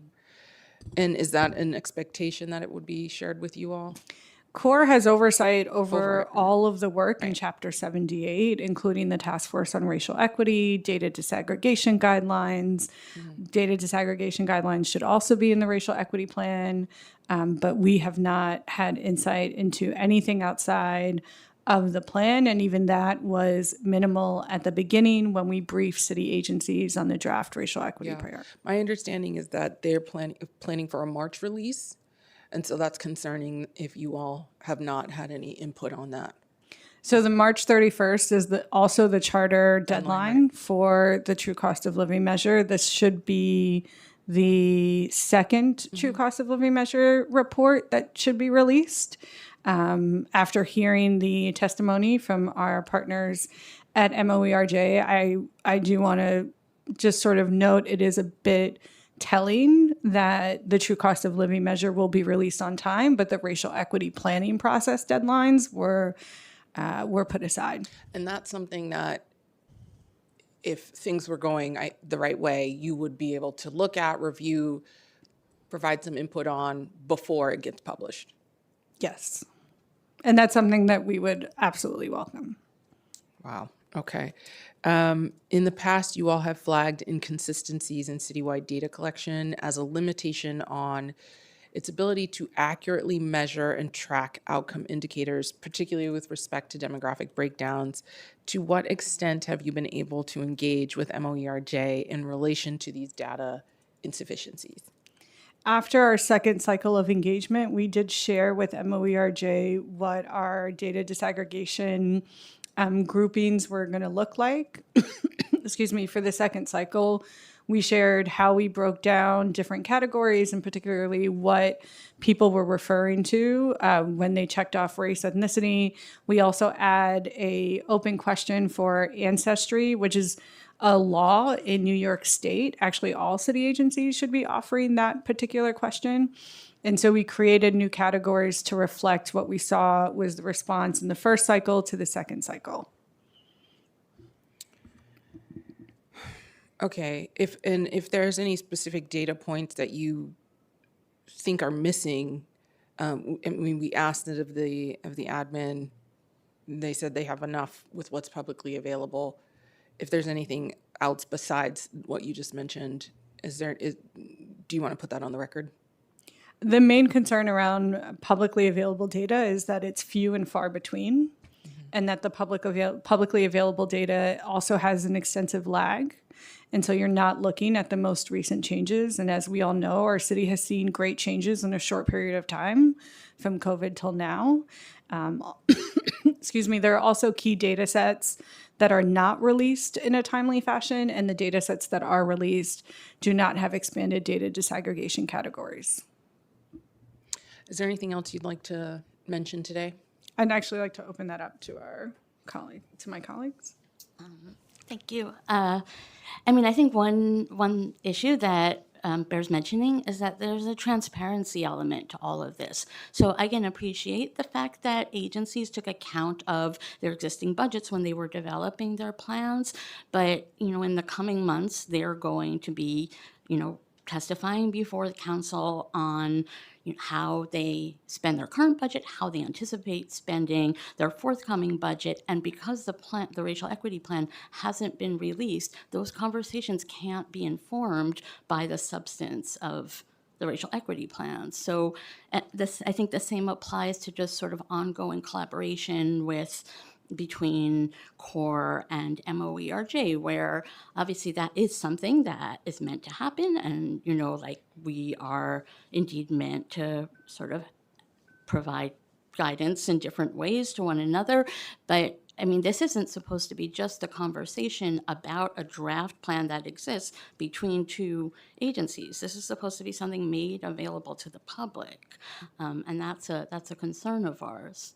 And what seems confusing to me as someone who's walking into this committee and getting more familiar is if the testimony today earlier was there's a racial equity planning team within each at least over 40 agencies, and there have been, I would assume something's written down somewhere, right? And whether it's aggregated into or consolidated into an overall citywide plan or not, that has actionable items in it that can be addressed and can be put on the record at any given time. Like there's nothing stopping an agency necessarily from moving forward besides this release of this plan, but they could do it if they chose and made the case internally and to OMB to move things forward, right? Is that, I mean, if DOT says, you know what, we want to prioritize equity and we're going to fight with OMB about it and make sure it's included in our preliminary budget, they could do that.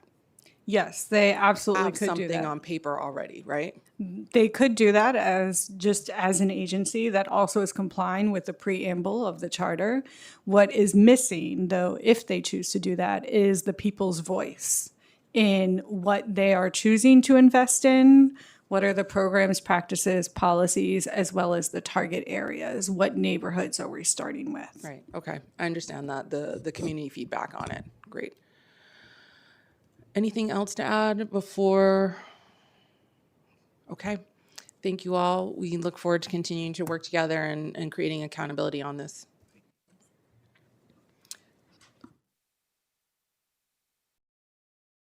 Our next and final panel before public testimony, we will invite Logan Clark, Assistant Director for Budget Review, on behalf of the New York City Independent Budget Office. And when you're ready, Committee Counsel will swear you in.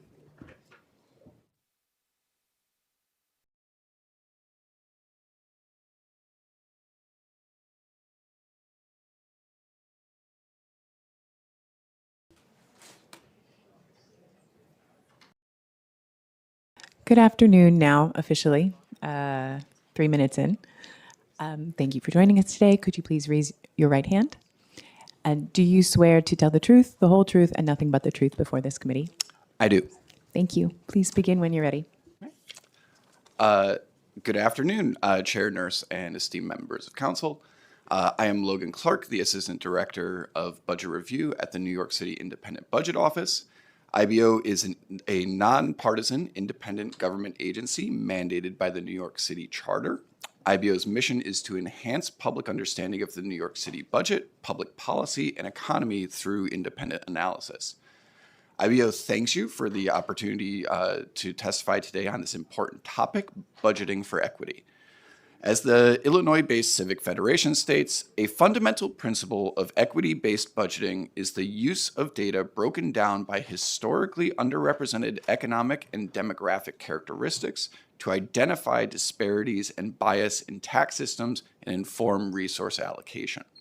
By collecting and analyzing data disaggregated by these factors, policymakers can pinpoint where inequities are most pronounced and direct funding to the areas of greatest need. IBO's data focus allows an understanding of the opportunities and limitations to New York City's budget. IBO consistently focuses on issues of equity, and following this testimony is a list of IBO reports and other resources that address this dimension of a broad range of topics. New York City's budget comprises several components: the operating or expense budget, the capital budget, and the revenue budget. And questions of equity are different depending on which component is being discussed. In the expense budget, IBO typically asks who could be and who is actually being served by a program. On the capital budget, the question becomes where and what and how is the city building? And regarding the revenue budget, the questions are who is controlling New York City, or who is NYC collecting revenues from, and is this collection proportional? What revenues are not being collected and what drives that? Let's address some of the central data challenges to tracking and measuring equity. First, demographic data. While understanding policy design and outcomes on the basis of race, ethnicity, income, gender identity, and sexual orientation and disability, while that is central to equity, generally administrative data sets or systems of record do not typically track these factors. That leads us to geographic data. New Yorkers should be able to rely on the Charter Section 100G, which states for each city agency that has local or borough service districts within community districts and boroughs, the departmental estimates and executive budget, where practicable, shall contain a statement of proposed direct expenditures in each such service district for each requested unit of appropriation. Yet, the city's existing report attempting to meet this requirement is extremely limited. The city's budget publications include the Geographic Report for the Expense Budget, a publication that only covers 14 city agencies. That subset of agencies comprises roughly $10 billion in appropriations for fiscal year 2027, of which only $1.8 billion is reported geographically. That's about 1.4% of our $127 billion proposed budget. The Department of Education is a notable exclusion from this report, as are the Human Resources Administration and the Department of Homeless Services. This straightens the Charter's requirement that the budget be reported geographically where practicable beyond credulity. This leads us to budget data and budget structures. The lack of consistent detail in how budgets are categorized further adds to the inability to understand equity. IBO has previously testified to City Council and to Charter Revision Commissions that creating units of appropriation standards across agencies could greatly improve insight into New York City's budget choices. The current structure of units of appropriation in many agencies does not conform to the original intent of the Charter to provide programmatic transparency within the budget. Despite these challenges, assessing equity within the budget is not impossible, far from it. IBO routinely uses geographic proxy data to rigorously evaluate city spending. Most often that involves the use of data from the United States Census Bureau, and IBO appreciates Council's leadership role in maintaining the quality of census data in its collection and usage. As Council proceeds, IBO suggests enhancing standards around units of appropriation and enhancing Charter Section 100G to encompass a broader scope within the city's budget. And we thank you for the invitation to testify today, and we welcome the opportunity to continue this critical conversation. Well, thank you for being here. Really appreciate it. I have just two questions for you, but or maybe a few. But I wanted to give Councilmember Lynn Shulman opportunity to ask some questions first. You sure? Okay, I've been talking a lot. So, all right. In your testimony, you mentioned the need for disaggregated data. CORE also has been calling for this. Have IBO and CORE discussed or otherwise collaborated in any way on this topic? Our leaderships have met together, and we are continuing that conversation. And you've all met this year? Yes, within the past, I believe, 6 months. Okay.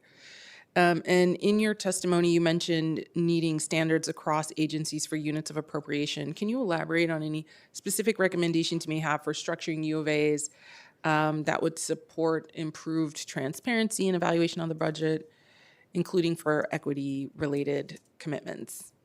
Absolutely. I believe the thing that we don't want to do is dictate how agencies run their operations. And so the standards should be something that applies broadly, but is still something that can allow for greater geographic detail. In budget structures that are below the unit of appropriation, these are called budget codes. Certain agencies will have programs that cover 5 boroughs all within a single budget code. Others are doing this on a borough level. Others have multiple programs within a particular budget code. So it becomes difficult to disaggregate a lot of data without really hands-on knowledge there. This is honestly a challenge that we have in a question that we get from the public routinely is, what are the dollars that are actually being spent in my district? And in enforcing some greater standards on units of appropriation, we believe that there's some level that could be created there. Agree. And have you spoken with OMB or any other agencies about implementing any of these recommendations? Are you aware of any initiatives to look at spending more rigorously from an equity perspective? For example, in the way that CORE was describing concerning new needs requests or underspending requests? Absolutely. We are in continual dialogue with our partners over at OMB and across city government. The main thing I think when we look at what agencies are requesting is that many of those requests aren't public to begin with. We're discussing what criteria is OMB evaluating new needs requests on. New needs are generally not something that are made public in terms of their overall submissions. So that's something that could be looked at. I think that's something that is a potential area of discussion. But broadly speaking, we are continuing conversations with other parts of city government. And do you have any other transparency-related recommendations across city government? Broadly speaking, I think there is plenty of data that could be better and could be put out in more machine-readable formats. Yes. I know we were discussing our dislike of PDFs earlier. Yes. There's a great number of things that I think, particularly surrounding the budget, that are difficult to disaggregate. And that's part of why our office was created back in 1989's Charter Revision Commission. And so I do believe that there are things that we should be doing to demystify the budget, and we'd be happy to follow up with more specific recommendations. I believe the council, and I might be wrong, I know at least for the Department of Correction, we required them to start doing machine-readable format reports, and they were not compliant for 2 years. So we had to badger them every month to stop sending us PDFs of very large files that we just can't read. So I'm going to turn it over to Councilmember Shulman. Thank you. And thank you for being here today. So a couple things. One is DOHMH one of those 14 agencies? Sorry, checking my footnotes here. DOHMH is one of those agencies. Okay. So, we face budget deficits every year. And so, but there's money, I think, that's being duplicative in a number of different places because we don't disaggregate it, so we don't know that. Would you agree with that? I would have to get back to you But on in general, specifics. as a general, There it could be. There are certainly inefficiencies across city government in terms of. So a few things. One is, since we are starting budget season, I would ask that you let us know, like, a list of what Councilmember Chair Nurse said in terms of what the units of appropriation, because every year when we bargain with the administration, we don't get that many. We get like a handful. So we got to figure out what that is.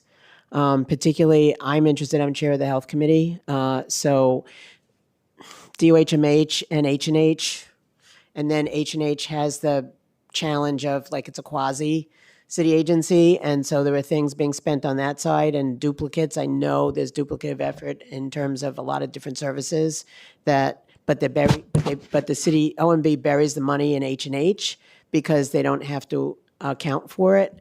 So if you can give us some idea. And the other is that when OMB testifies at the preliminary budget hearings, I would ask that you come and testify. or somebody from IBO come and testify? Absolutely, we'd be more than happy to carry on that conversation and follow up with specifics. And we will be there on the 11th, I believe, is when we're set to testify. Yeah, I think that's the date. But these it's so important in disaggregating information, whether it's DOHMH or something else, or mental health and all of these different things. I mean, if we know where the money is going, then we know where to put, where we need resources, where maybe we can take from other, and we're not doing that. The city has never really done that. So if we can push on that, we have a new administration, and maybe that's something we can look for and, move forward toward, that'd be great. So thank you. I just have one more question. In your testimony, you talked about you're looking at and evaluating expense capital and programming around who is or could be being served by a program. How do you go about getting those questions answered from across the different agencies? Absolutely. So IBO has a charter mandate to receive this information, and that's been backed up by the courts back in the Giuliani administration when there were difficulties in us obtaining information from city agencies.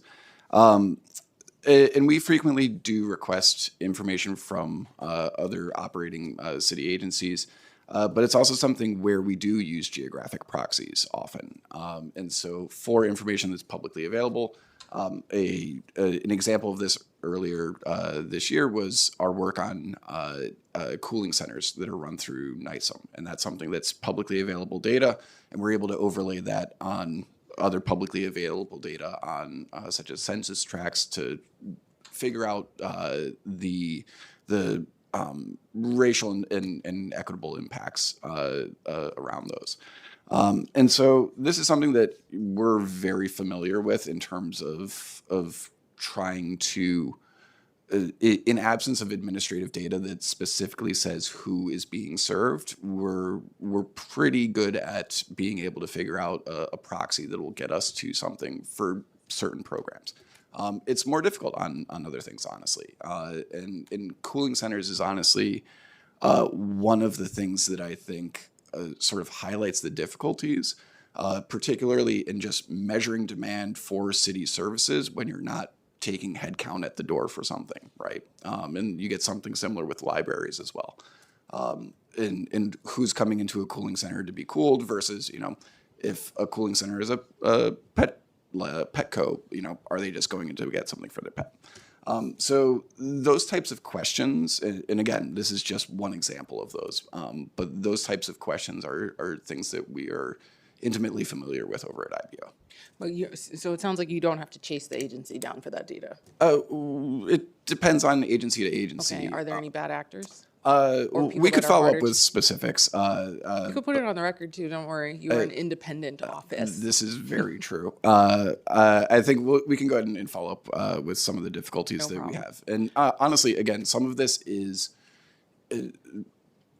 data security as well, in terms of times when we were dealing with personally identifying information. Well, we don't ask for that. I mean, I think these are broad questions. If there are people who can't afford, have very little cash or high cash incomes, and they can't afford their AC, we should have more cooling centers there, right? Like that has nothing to do with personal information. So what I'm saying is, if there are people that agencies that you have to chase down more on broad strokes data, it would be helpful to know that. Absolutely, and we could follow up with that. Okay. My last question, has there been discussion about whether CORE's community engagement mandate could be complementary to or help support IBO's understanding of and research on how the public is being served by different budget decisions? I would have to, again, follow up with specifics on that, but I think that there is a strong alignment between IBO and the work that CORE does. IBO serves absolutely every single New Yorker that calls this city home, and CORE is doing much the same. And so I think there is a strong alignment between our two offices on that front. Okay. Okay, we really appreciate you coming to testify, and we hope to continue chatting with you. Absolutely, thank you. Awesome. So 1 second.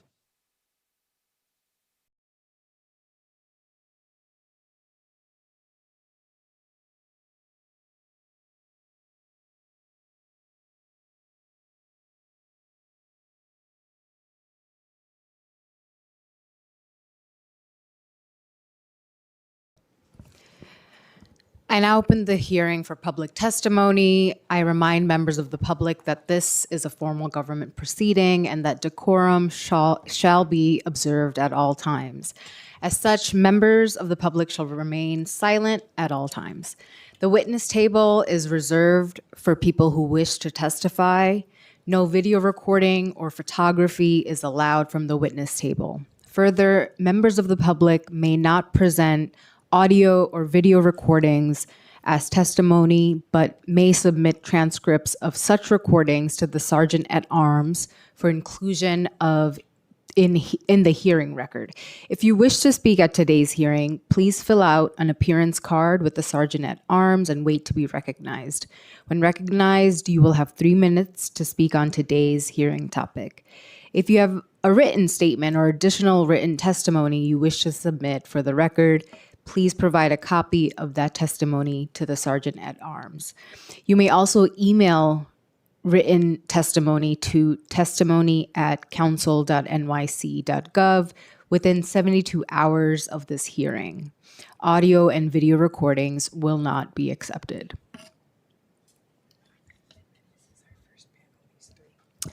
I'd like to bring to the witness table Madeline Naley from Federation of Protestant Welfare Agencies, Roger L. Green, Coalition for a Democratic and Just New York, and Rebecca Cook Mack from Legal Aid Society.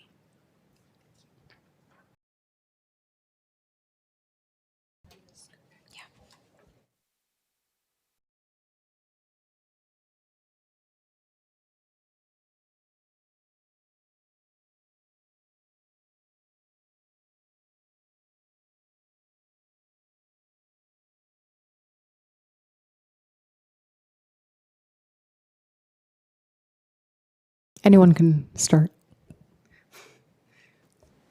Thank you so much. Good afternoon. Thank you to the members of the City Council Committee on Civil and Human Rights and to Chair Nurse for convening this oversight hearing on budgeting for equity. My name is Madeline Naley. I'm the Chief of Policy and Research at FPWA. In 2022, we commissioned the Urban Institute to develop a true cost of economic security, or TCES, measure following the 2022 ballot measure mandating the city's true cost of living measure. To meet the mandate, the city has worked with the same team that developed the National True Cost of Economic Security to develop New York City's True Cost of Living measure. While this measure has not yet been released, the national TCES measure provides county-level granular insight into all 5 boroughs. What we found is a higher than national rate of economic insecurity in our city and an inequitable distribution of economic insecurity across our city. Economic insecurity is concentrated in communities of color. While 43% of white New Yorkers are economically insecure, 63% of AAPI New Yorkers, 68% of Black New Yorkers, and 78% of Latino New Yorkers are economically insecure. Economic insecurity falls hardest on families with children. Nearly 3 out of 4 New York families with children, or 72%, are economically insecure. And for single-parent households, the vast majority of whom are headed by single mothers, the economic insecurity rate in our city is 91%. The true cost of living measure not only gives us statistics, it makes visible the precarity of New Yorkers, where it is concentrated, what costs drive it, and where resources are lacking. This visibility is necessary for equitable budgeting and policymaking. As such, we look forward to working with the council and the mayor's office to ensure release and, more importantly, utilization of New York City's true cost of living measure to build a New York in which everyone has economic security. Thank you, and I welcome any questions.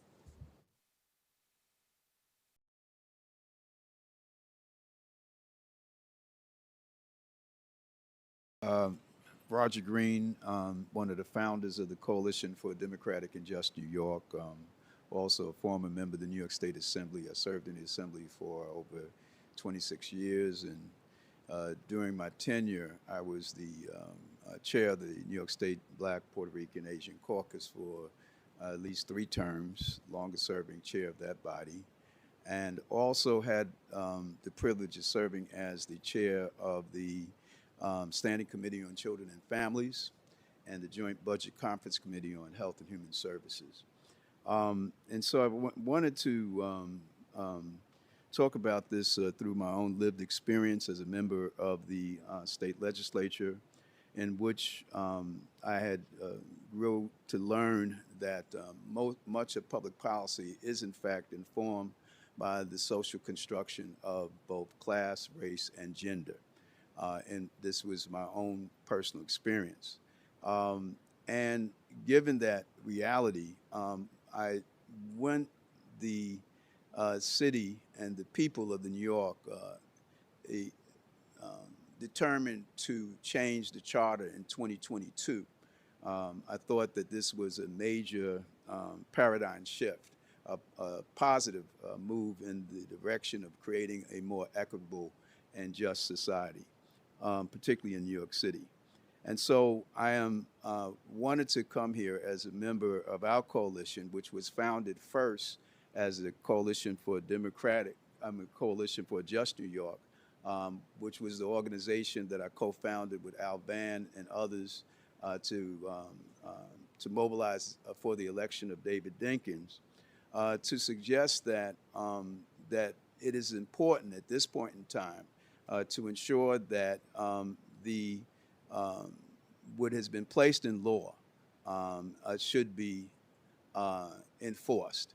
I was severely disappointed at the previous administration who failed to enact what was the law. And I see this as essentially a violation of the core principles of a democracy, which is self-governance, and also the consent of the governed. And we can't get around that. If in fact we're calling ourselves a true democratic republic, even in the sovereignty of New York City, there has to be a commitment to ensure that we embrace that and we enforce those principles. And I think particularly also, I was a supporter of the mayor, enthusiastically supported the mayor. I still think that it's important for this administration to understand that as well and to internalize that, particularly in its administration of its governance. And I wanted to say this particularly in the context of, for instance, one of his key priorities, which is childcare. I served, as I said, as the chairperson of the Committee on Children and Families. I had the privilege of authoring legislation to expand childcare through the CUNY system, the enactment of the facilitated childcare provision in law that expanded childcare for working class families. That was my legislation.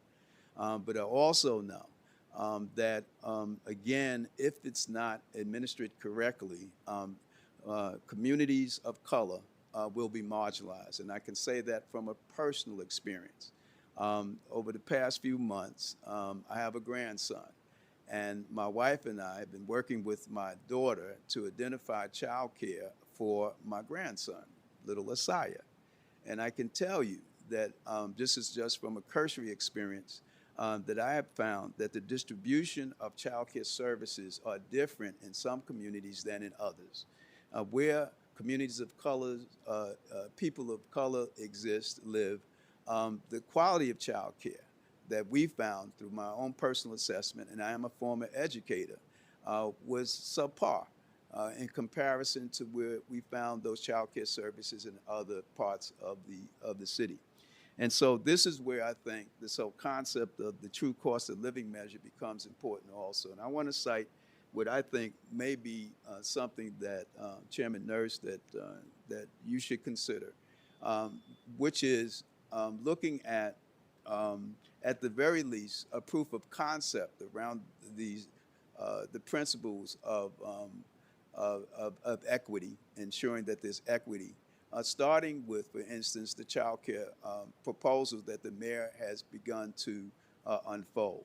And in that, one can look at the concept, again, the true cost of living measure, particularly as it relates to the workers in the child care system who are underpaid. Which I think is, again, a reflection of the public policies, the social construction of gender, as well as race. Most of those workers are women. Most of those workers are women of color, and also compound discrimination. Many of them also are new immigrants in the city of New York. And so that's an example of why I think it was unfortunate that the mayor didn't include this whole concept within his preliminary budget. The other thing I think is, again, support for diverse providers to ensure that this concept of equity looks at how the city is going to ensure that diverse providers based upon gender, race, and class are given opportunities to provide child care services in the city. And then, of course, I think the whole issue of the cultural competency becomes important, ensuring that that also is a part of the administration of the child care services. And then finally, streamlining access to barriers, which I think started with the legislation that I had enacted, which was the facilitated enrollment program. So I wanted to just come here to say that. And finally, again, to emphasize that, that the concept of the consent of the governed and the concept and the principle of democratic self-governance cannot be compromised. That if, in fact, the people of New York went to the polls in 2022 and enacted this into law, that it is required that those that are in power, from the mayor on down, respect that. I would close on this other note also, that the concept of community priorities is very important. When we met with the mayor prior to the election, one of the things that we talked to him about was the importance of breaking up the command bureaucracy that really is a reflection of what I call social welfare colonialism. You know, that we have a system in which the people aren't given an opportunity to engage in a process of community empowerment and a social democracy to define the type of programs that they need within their respective neighborhoods. And I think that's why the commission's work is so important. And I just close on saying that I hope that you will give your strong voice in support of that and encourage the mayor to amend his preliminary budget and include the core principles that have been articulated by the Commission on Racial Equity. Again, thank you so much. No, thank you. And just to respond, we agree, and I think the majority of the council agrees. The Black council members wrote a letter directly a little bit ago saying this is a priority and we expect it. And today the Progressive Caucus also put a statement out saying we need this plan. And I think many people have said it directly to the mayor. And I actually think he could have just released it and said, hey, this is what the previous administration thought of the racial equity plan. This is not what we want, and we need your help, everybody, to get it into place. And I think it would have gone a long way to just say, it would have gone a long way towards transparency, right? Like, and my philosophy is like bring people into sharing the problem. The problem was we had a bad administration that did not prioritize this and whatever, redline this plan to hell. So you can let people know that. And it actually, I think, would compel people to work with you to fix it. And I think when you don't share what the challenges are with the public and people and trust them that we're not stupid, we know that they will show up and help try to solve the problem. And so I do think that was a misstep, and I think it has been communicated across the board. So we're with you, and we appreciate your testimony today. Thank you. Good afternoon. My name is Rebecca Cook-Mack. I'm a staff attorney in the Employment Law Unit at Legal Aid. Thank you for the opportunity to testify today. I'm here really to preview March testimony around the budget, but wanted to take the opportunity to raise the mayor's preliminary budget proposal, which compounds rather than addresses the chronic underfunding at the Commission on Human Rights, the City Commission on Human Rights, which is an essential equity partner in this city. The mayor's preliminary budget continues the cycle of disinvestment by proposing a budget cut of almost 10% to the commission, which we know is now more essential than ever. So I'm here today really to call on the mayor to reverse his proposed budget cut and instead invest in the commission so that it's funded at $25 million in FY27, which is less than a 2.02% of the city's $127 billion budget. Just as you all know, the City Commission on Human Rights enforces the city's human rights law, which prohibits discrimination in employment, housing, public accommodations. It protects against discriminatory lending practices, retaliation, discriminatory harassment, bias-based profiling by law enforcement. It is one of the most comprehensive civil rights laws in the country, and it applies to a long list of protected classes beyond those recognized by the federal and state governments. We commend City Council for expanding the law and for having such an expansive view of what civil and human rights are, but we have to express our alarm at the chronic underfunding at the Commission, which prevents New Yorkers from receiving the justice they deserve when faced with discrimination, and that underfunding is compounded in this 2027 FY budget. The small amount of money, that we're calling for the mayor to add to the CCHR budget, is just 10% of the $250 million increase he is proposing for the NYPD budget. It is 4% of a proposed $681 million increase to the miscellaneous budget line. And this CCHR funding would have an oversized impact on the lives of New Yorkers if it was directed towards the commission so that the commission could step up and stand in where the federal government has turned its back on our most vulnerable Black and brown New Yorkers. So we are here today to preview a huge concern in how do we budget equitably and how do we pursue equity in this city by flagging the mayor's decrease in the CCHR budget, which is not a decrease that that's not even an agency, that this commission can accommodate at this time. Thank you. And what would be the ideal budget? So I'm part of a human rights law working group here in the city, and we are calling on the mayor to fund CCHR in FY27 at $25 million. So it's a tiny amount of money, but with that money, we believe CCHR would be able to stand up a real early intervention team so that a New Yorker experiencing, for example, source of income housing discrimination could call, have their phone call answered, and have a resolution within 2 weeks, right? We know that timing is essential, and without staff to pursue that, without people to take these laws seriously, it is impossible for voucher holders to really utilize their vouchers in a reasonable way. Yeah. So that's what we're calling for.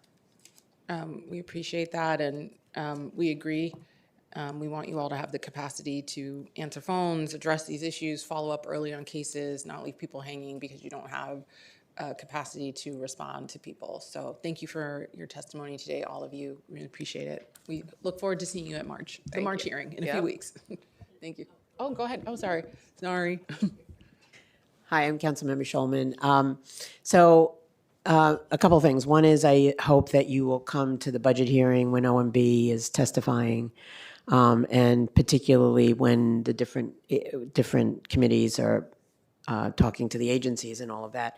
So, it's interesting because, each of us as council members get a certain amount of money for good discretionary funds, and it's hard without this data and without this information to do that. So I have an interesting district. I have a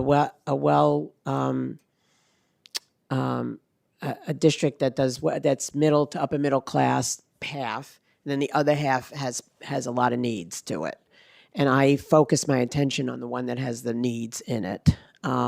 Interestingly enough, it's not where the votes come from, so that's like a little thing, but it's important. And I represent Forest Hills. Richmond Hill is the big piece. And you talk about, I want to know what my Sikh community needs, what the Hindu community, the Muslim community.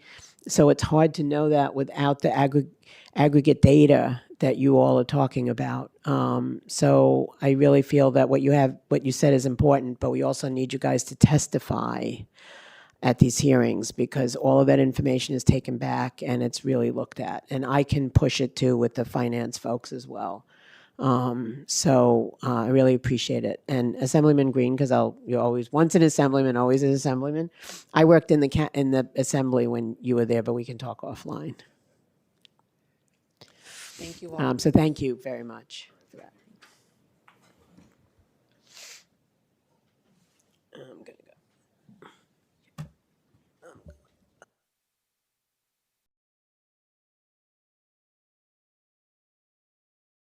Next up, we have the former permanent rep of Grenada, Eugene Pursue, Yvette Chen from the Fair Housing Justice Center, and Omar Thompson from the New Harlem Renaissance Incorporated, and Y. Jennings.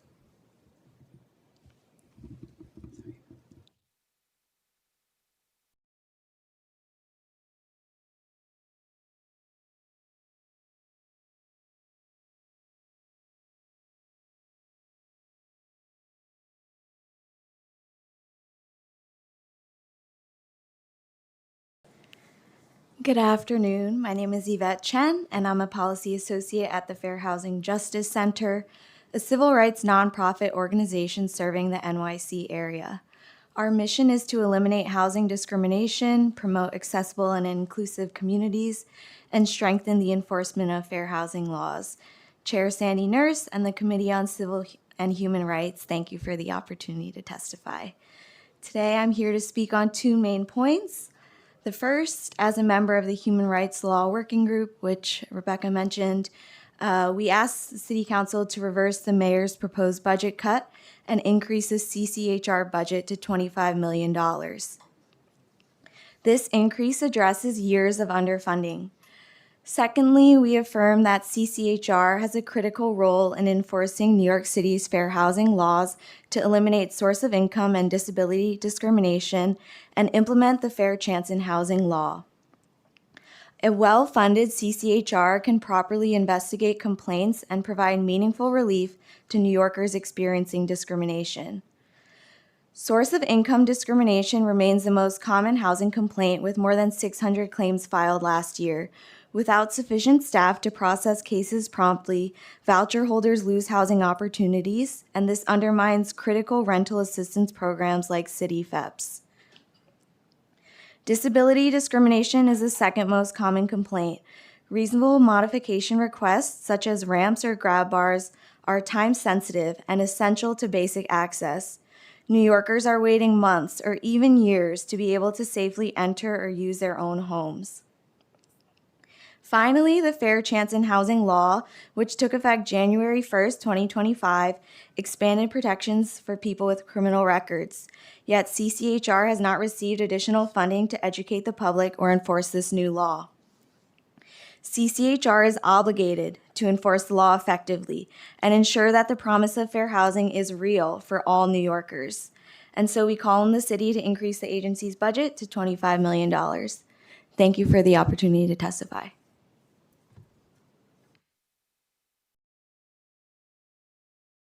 Thank you, Madam Chairman, for giving me this opportunity. Only yesterday, one of the deputy commissioners asked me to come here and testify. Let me start by saying to you how happy I was to listen to you, the way you eloquently and comprehensively articulated what this whole hearing is about. I thank you very much for that, and for the probing questions that you asked that educate us further. Thank you very much. When I listened to the Commissioner of CORE, I thought I should be just invited to stand behind her. That's it.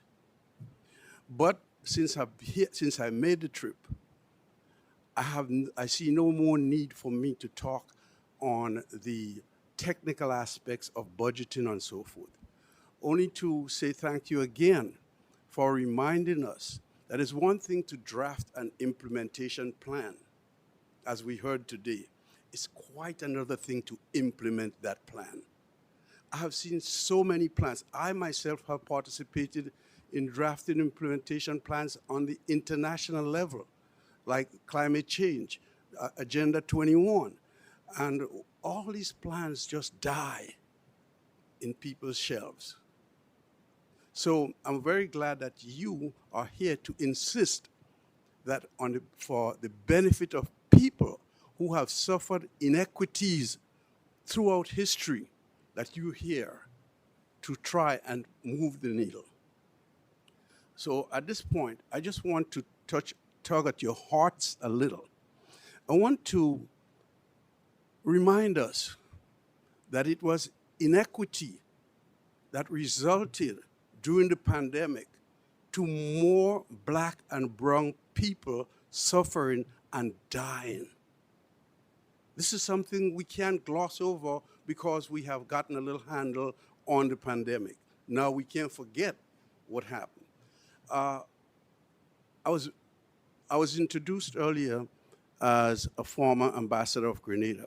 Well, I want to say that that's true, but it's also true that I lived in this city as a citizen for 60 years now.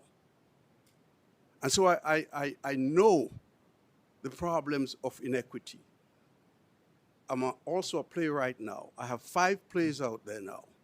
And some of the people, of my cast members, live in the Black community.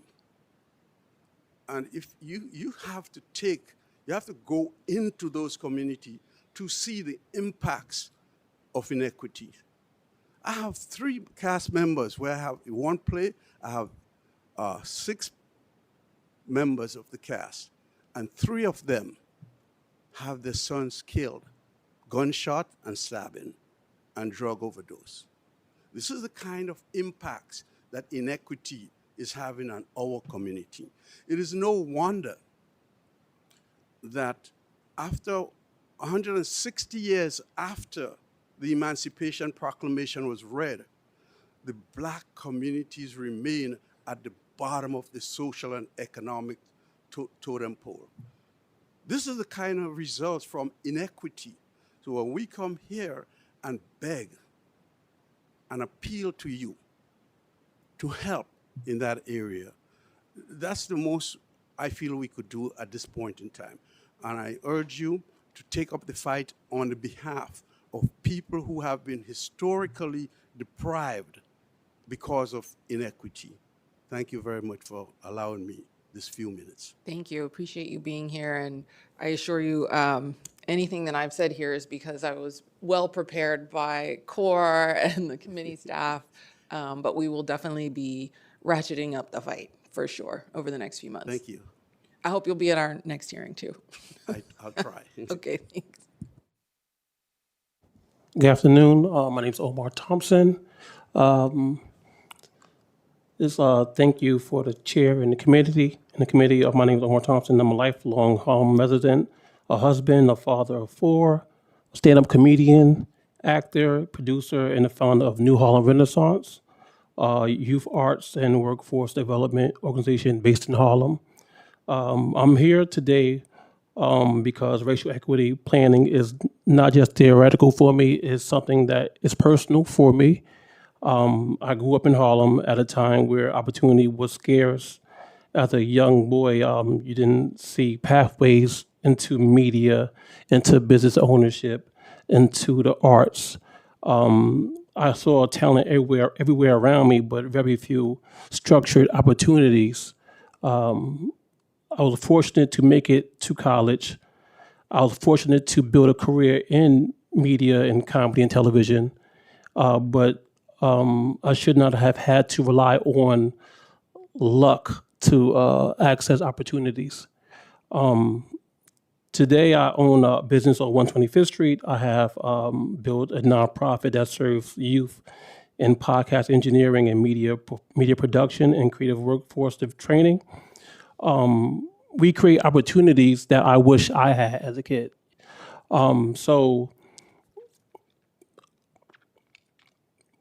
sorry about that. But the truth of the matter is that none of this work is sustainable without intentional equity guided budgets. And from the city, actually. Racial equity planning matters because where the city allocates funding determines which communities thrive and which communities continue to fight uphill battles, as we all know. When the racial equity plan is delayed, programs serving Black and brown youth are delayed. Workforce pipelines are delayed. mental health supports are delayed. Economic mobility is delayed.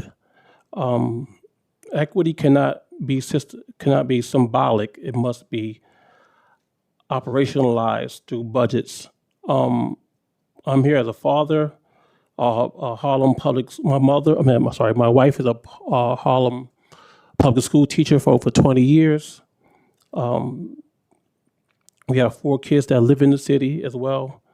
And the decision made in this room determines whether they can go up in a city that invest in them early, or one that asks them to overcome systematic barriers.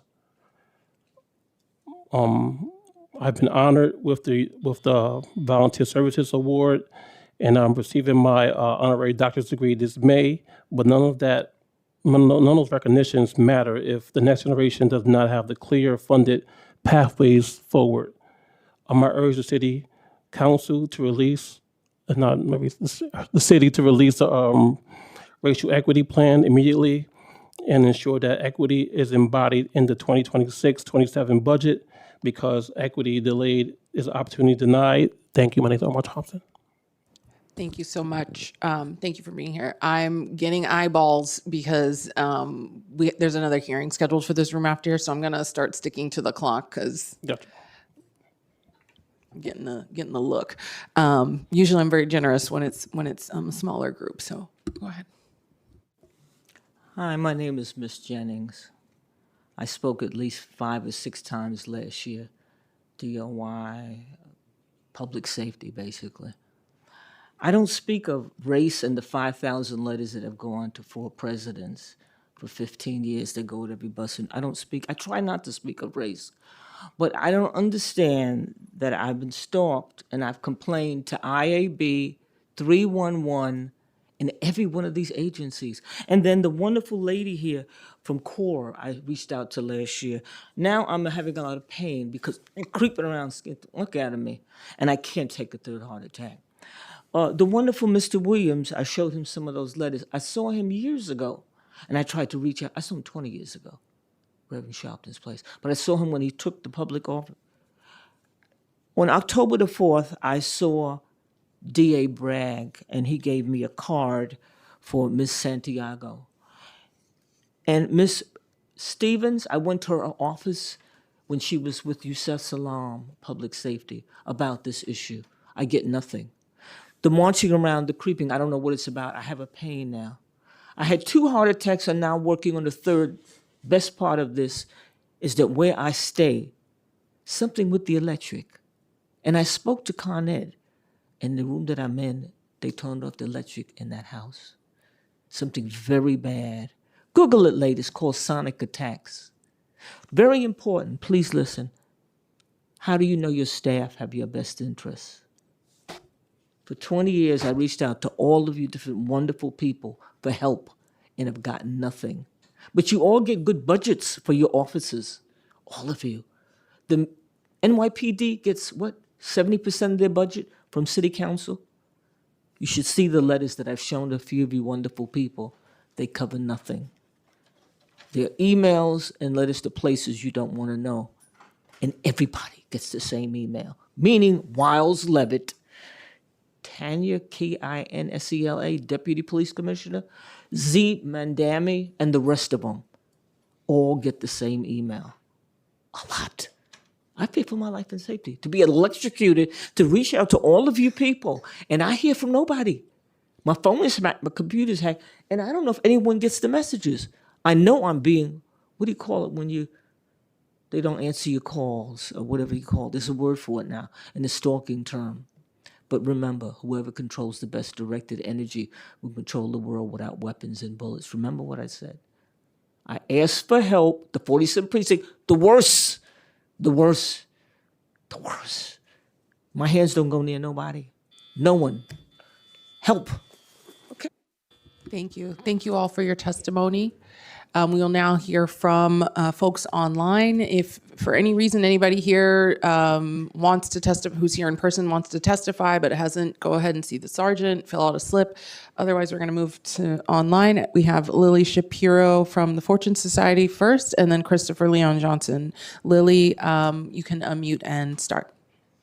Thank you so much, Chair Nurse and members of the committee, for the opportunity to testify.